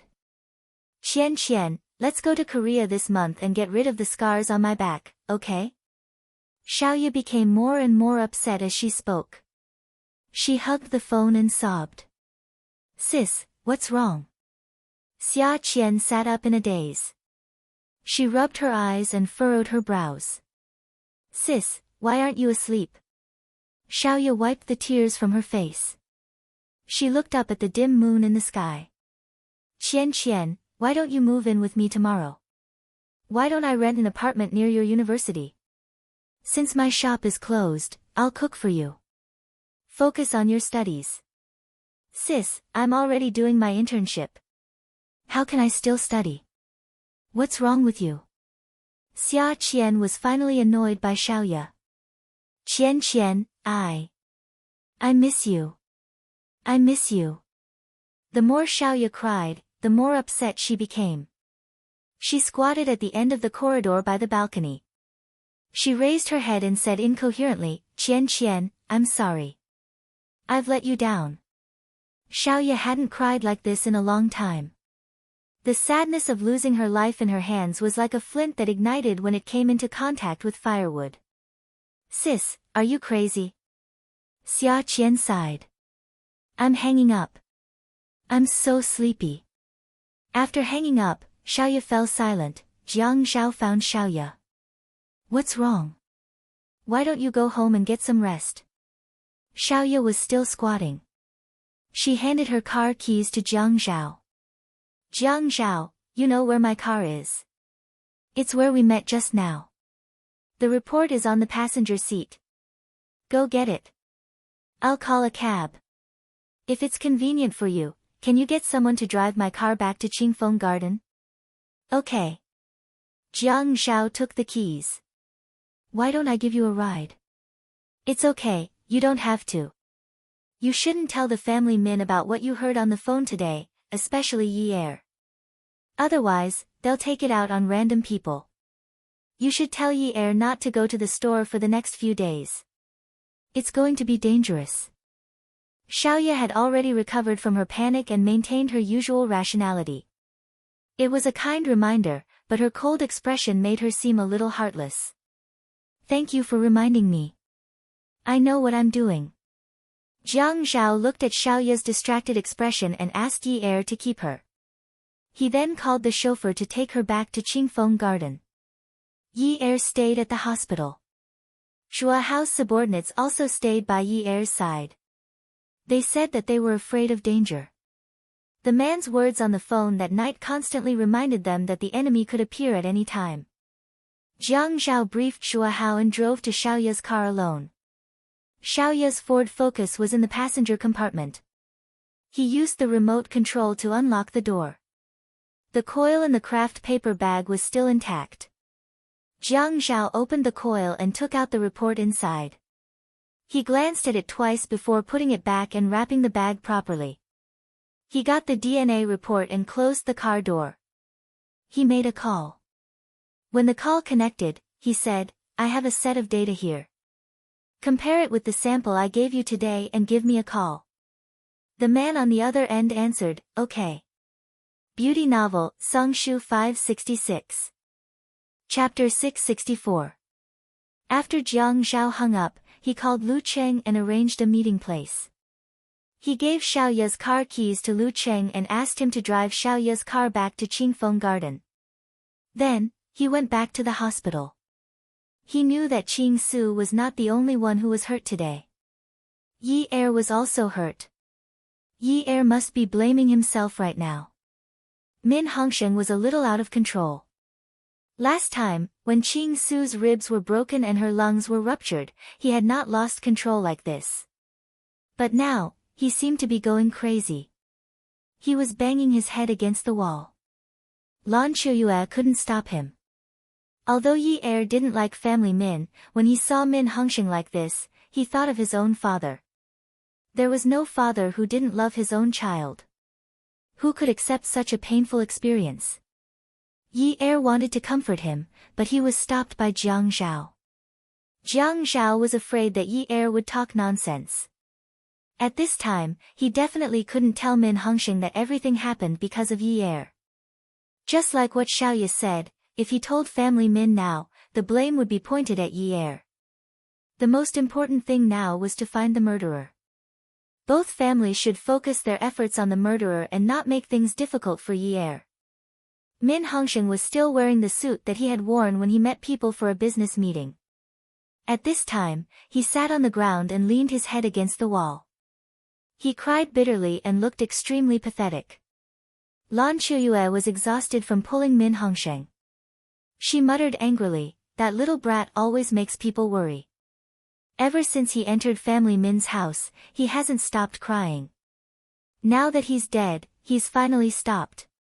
Min Hongsheng's eyes widened. He looked at Lan Qiuyue in surprise. What did you say? At this time, Yi Er and Jiang Zhao both looked at Lan Qiuyue in disbelief. How could she say such vicious words at this time?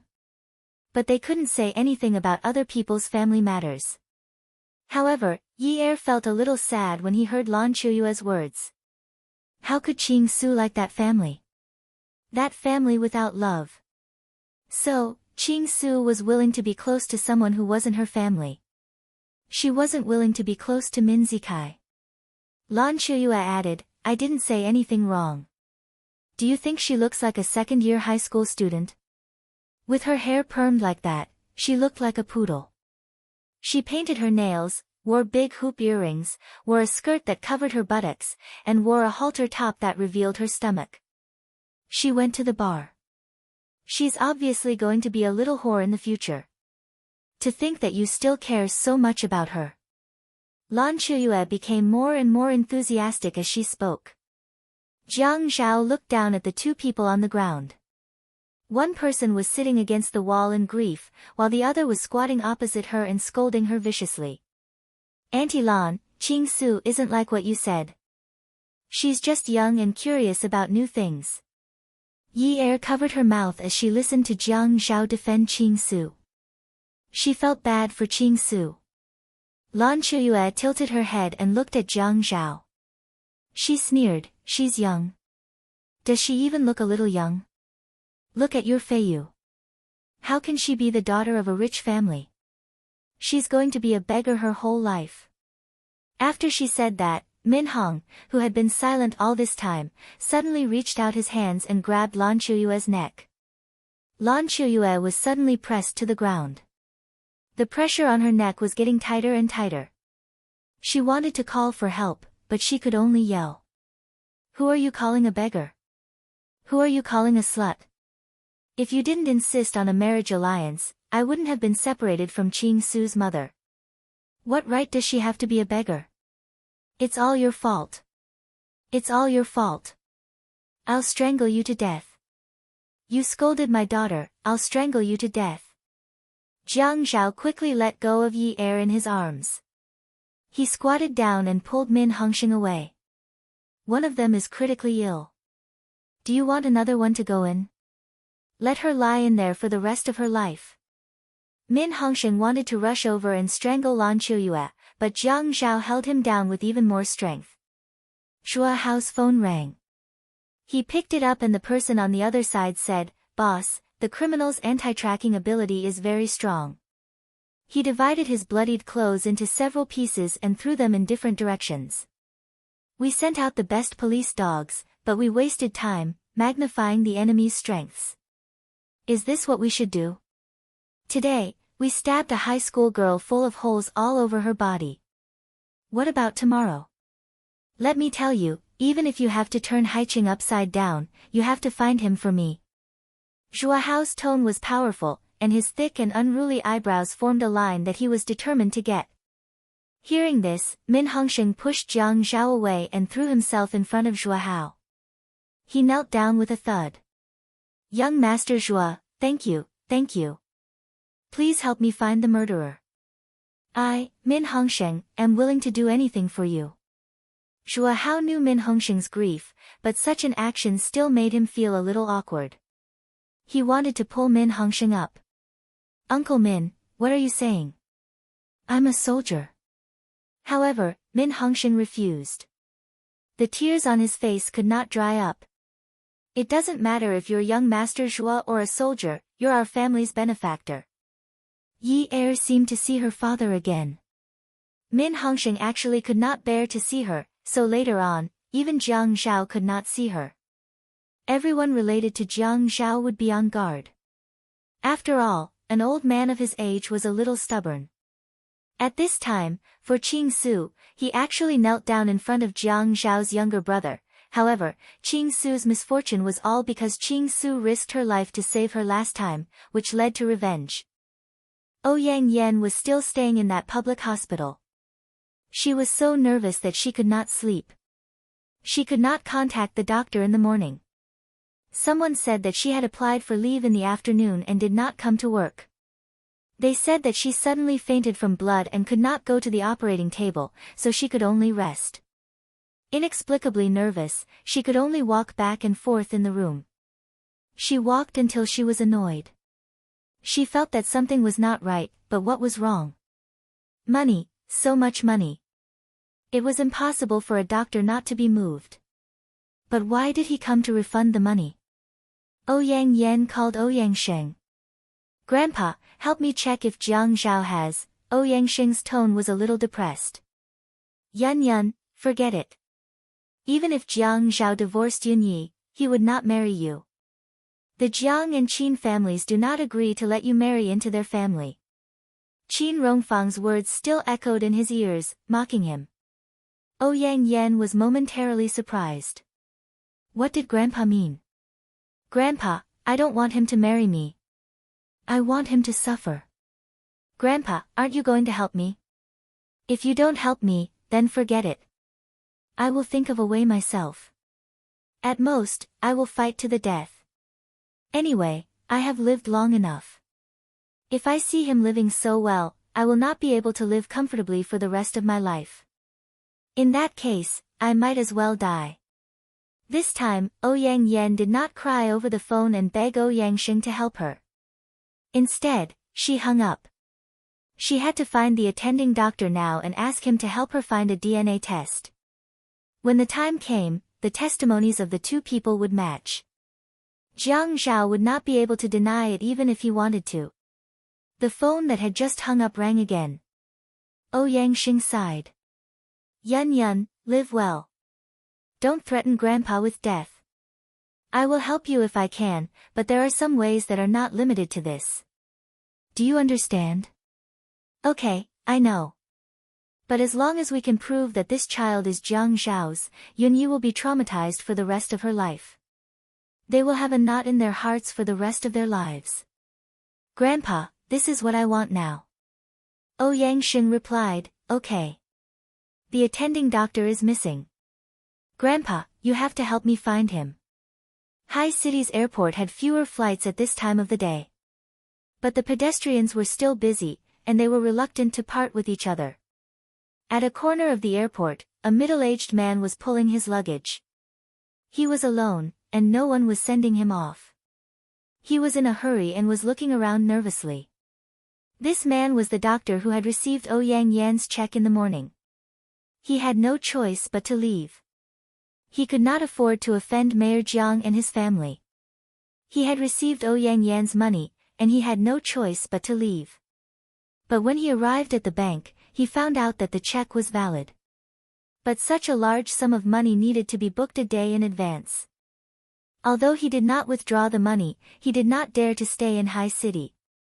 Ouyang Yan had recorded him receiving the check, but there was no recording. Who could prove that he had received the check and not the cash? There was a queue at the security checkpoint, and he felt that every second was longer than an hour. The people in front of him did not seem to be moving. He was getting more and more anxious. "Sir, can you let me cut the queue? My flight is about to take off." "Sir, what time is your flight?" "Huh?" The person in front of him glanced at the ticket in his hand. "My flight will take off 15 minutes earlier than yours." "Sir, you don't have to worry. You can make it in time." The doctor exhaled and smiled awkwardly. He looked around again and felt that there were eyes looking at him from everywhere. Those eyes were fierce. If they were not treacherous, they were malicious. If not, they were looking at him with schemes that he could not see clearly. He felt that he had fallen into a whirlpool that he could not escape from. There were jackals, wolves, tigers, and leopards everywhere, and they wanted to tear him apart at any moment. At this time, someone patted his shoulder heavily, and the doctor woke up from his fear. A soldier was standing beside him. It was a soldier and not a policeman. The soldier's uniform was neat and upright, and the badge on his military cap made people tremble when they saw it. The soldier saluted the doctor with a faint smile, but said in an irresistible tone, "Sir, we drove here to pick you up. Why don't we leave tomorrow?" At the exit not far away, there were a few soldiers in the same uniform. The doctor suddenly felt his vision turn black, and his legs turned to jelly. The doctor was brought into the military vehicle, and he was so scared that he fainted. "Boss, we found the doctor. Where is the most suitable place to invite him? Bring him to his office in the hospital. Don't blow up this matter. It's not necessary." "Okay." The call ended. The next afternoon, Qin Fian took 2 documents and went to the public hospital's obstetrics and gynecology department to find Ouyang Yan. "Sister Yan, are you still recuperating?" Qin Fian stood in the ward and looked at the furnishings. He did not look at Ouyang Yan and asked casually. Ouyang Yan heard this tone and felt like he was mocking her. She held it in and asked, "Fian, why are you so free today? Come and see." Xinwu 799. Chapter 665. Qin Fian was born with a good appearance and was extremely beautiful. Even if there was a hint of sarcasm in his words, it could still be covered up by his enchanting smile. Even if his pair of red phoenix eyes were a little disgusted at this time, it was still the same. Isn't it? A person like me who has nothing to do will always go to such an unlucky place like the hospital. It seems that I have something to do. Ouyang Yan could be regarded as a calm woman except for the matter of Jiang Zhao. Therefore, even if Qin Fian was a beauty who could bring disaster to the country and people, she would not be moved by him if he was not her dish.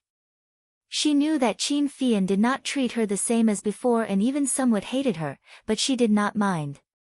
If Jiang Zhao did not belong to her, she did not want to maintain a friendly relationship with anyone. Qin Fian mocked her, so she mocked him back. "Then why are you still here? Aren't you afraid that it will become more and more unlucky?" Qin Fian knocked the file bag in his hand with the other raised palm. He casually found a chair and sat down, crossing his legs. Just like Shin Kai, he was as hooligan as he could be. "Oh, elder sister Yan, you have been here for so long and have absorbed more unlucky energy than me. You can help me block it. I'm not afraid." Ouyang Yan was speechless for a moment and snorted. "I've only been here for a few days. I had an operation. Didn't your brother tell you?" Qin Fian laughed. "Elder sister Yan, is having sex also called an operation now? The advertisements on TV broadcast 1 minute of painless sex every day, so that you don't feel pain and can go home after getting out of bed. This is clearly like a preventive injection, right?" Yang Yan's expression changed from green to white, red to black. In my opinion, it's really a precaution. After this precaution, elder sister Yan will know that there is something called a condom in this world the next time she does it with someone else. Even if she can't hold it back at that time, she'll burn like firewood. Qin Fian said in an exaggerated tone. He even exaggeratedly waved the document bag in the air. There is also something called an emergency contraceptive after the event, which is effective within 72 hours. If you ask me, I don't think we can lock ourselves in the room and have sex for 3 days and 3 nights, right? Oh, taking the medicine will harm the body. I heard that it can be calculated as a safe period. However, I heard that the safe period is not very accurate, and the risk factor is quite high. There is a kind of contraceptive called Momofulon, which can be taken every day. It seems that this kind of contraceptive has the least side effects. In fact, it doesn't matter if you have a strong erection. Why don't you just put a ring on it and abort it when you get married and want to have children in the future? Sigh, in the end, it's not good. Women like elder sister Yan are the ones who suffer. Next time, you should discuss with your intimate man and use a condom. No matter how expensive it is, it can't be expensive to the sky. Yang Yan sat on the bed and squeezed the bed sheet tightly. She was so angry that she could only say, You shameless, homosexual, you are too shameless.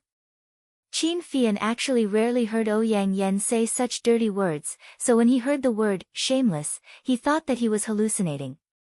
However, since she was willing to frame him, saying some dirty words was nothing. He took a long breath, shook his head, and smiled. In fact, I am not too shameless. Compared with elder sister Yan, I am far from being shameless. As he said that, he stretched his neck and looked at Yang Yan, who had exploded with anger, and smiled slyly. Why don't you leave the hospital? It's not a big deal. This thing can't be considered an operation at all. Really, you see, the business of this public hospital is so good. It's convenient to make a bed for the patients who are waiting in line for a bed. Qin Fian. Do people in your family only know how to bully others? Your brother. Qin Fian asked with interest, what's wrong with my brother? Yang Yan had already sensed that something was wrong from the way Qin Fian spoke when he first entered the room, but she had no way out. You're right. I did it because of your brother's operation. So what? The child is his. His? Qin Fian laughed again, as if he was about to burst out laughing. Yang Yan looked at him and felt that her back was sweating. She shouldn't be so professional, she shouldn't be flustered, she should be calm, she should be calm. She reminded herself over and over again that Qin Fian was just a paper tiger, deliberately testing her, on purpose. Elder sister Yan, why is my brother so powerful? Can he hit a cow across a mountain? He hasn't even touched you. How can he make you pregnant? Qin Fian's words were actually very unpleasant. He also wanted to pay attention to his manners, but when he thought that his family had been in a mess because of Yang Yan's matter in the past few months, he felt a wave of annoyance. A good big family like theirs was burping all day long. The small family was not harmonious, which directly caused the whole family to be in a mess. Qin Fian. Watch your mouth. If I were to say something clean, would you be able to take it? Qin Fian's face slowly darkened. He slowly took off his glasses. His red phoenix eyes lost the frame that represented gentleness. When he narrowed his eyes, there was a kind of fierceness that could not be hidden. What evidence do you have? Yang Yan touched her forehead. She wanted to get out of bed and slap Qin Fian, but she was afraid that her body language would be seen through by him. Qin Fian immediately put on his glasses again. Ha, you finally asked this question. I was waiting to die. While looking at Yang Yan meaningfully, he unhurriedly went around the craft paper bag. Yang Yan watched as the coil slowly unwound itself. It was as if she was walking down a long tunnel without any light. The more she walked, the more afraid she became. The slower the coil unwound, the more she felt that a ferocious beast would suddenly appear from the other end of the tunnel. Qin Fian laughed and was not anxious at all. Sister Yen, I'm telling you the truth. I'm reminding you because we grew up together. Most men only want to sleep with women, but they don't want to take responsibility. You see, how painful is it when you're pregnant and can't find the child's father? Fortunately, my elder brother is a benevolent and righteous person. On account of your past relationship, he was afraid to see you become a single mother, so he helped you. Otherwise, how embarrassing would it be for an unmarried rich young lady like you to go shopping with a big belly? Qin Fian. Shut up. Ouyang Yen jumped off the bed, picked up a cup and threw it at Qin Fian. Qin Fian nimbly tilted his head and dodged the flying cup. However, when the cup broke behind him, the water splashed onto Qin Fian's back. He shrugged as if nothing had happened. Ha, I'm just being kind. Sister Yen, don't treat my kindness as malice. I say, my brother is being kind too. Our government still doesn't do enough to protect women, right? Last time, when I went to sister-in-law's house, the neighborhood committee even sent condoms to our door, saying that we can get them free of charge. Look at me, I forgot that elder sister Yen is unmarried. Although they don't provide legal free condoms, there are vending machines on the side of the road that sell condoms for 1 yuan. But how could elder sister Yen not know about it? Is it because she's too naive that she still doesn't know much about this even though she's almost 30 years old? Ouyang Yen didn't say anything. This time, she rushed towards Qin Fian. She had to tear his mouth off. Qin Fian suddenly stood up at this time. He held the document bag in one hand and suddenly grabbed Ouyang Yan's hand with the other hand. Qin Fian was tall, so when he pulled Ouyang Yan's hand behind her back, Ouyang Yan was in so much pain that she didn't dare to move. Qin Fian waved the document bag in front of Ouyang Yan. Ouyang Yan. It's not my brother's child. You want to frame him, and you still have the nerve to say that you're hospitalized because of my brother? Think about it. My brother was caught lying in bed with you by my sister-in-law, but he still refuses to admit that this child is related to him. Why? Because even if this child is his, he won't want it. You don't deserve to have his child. Look at you now. Do you still look like the Ouyang Yan from back then?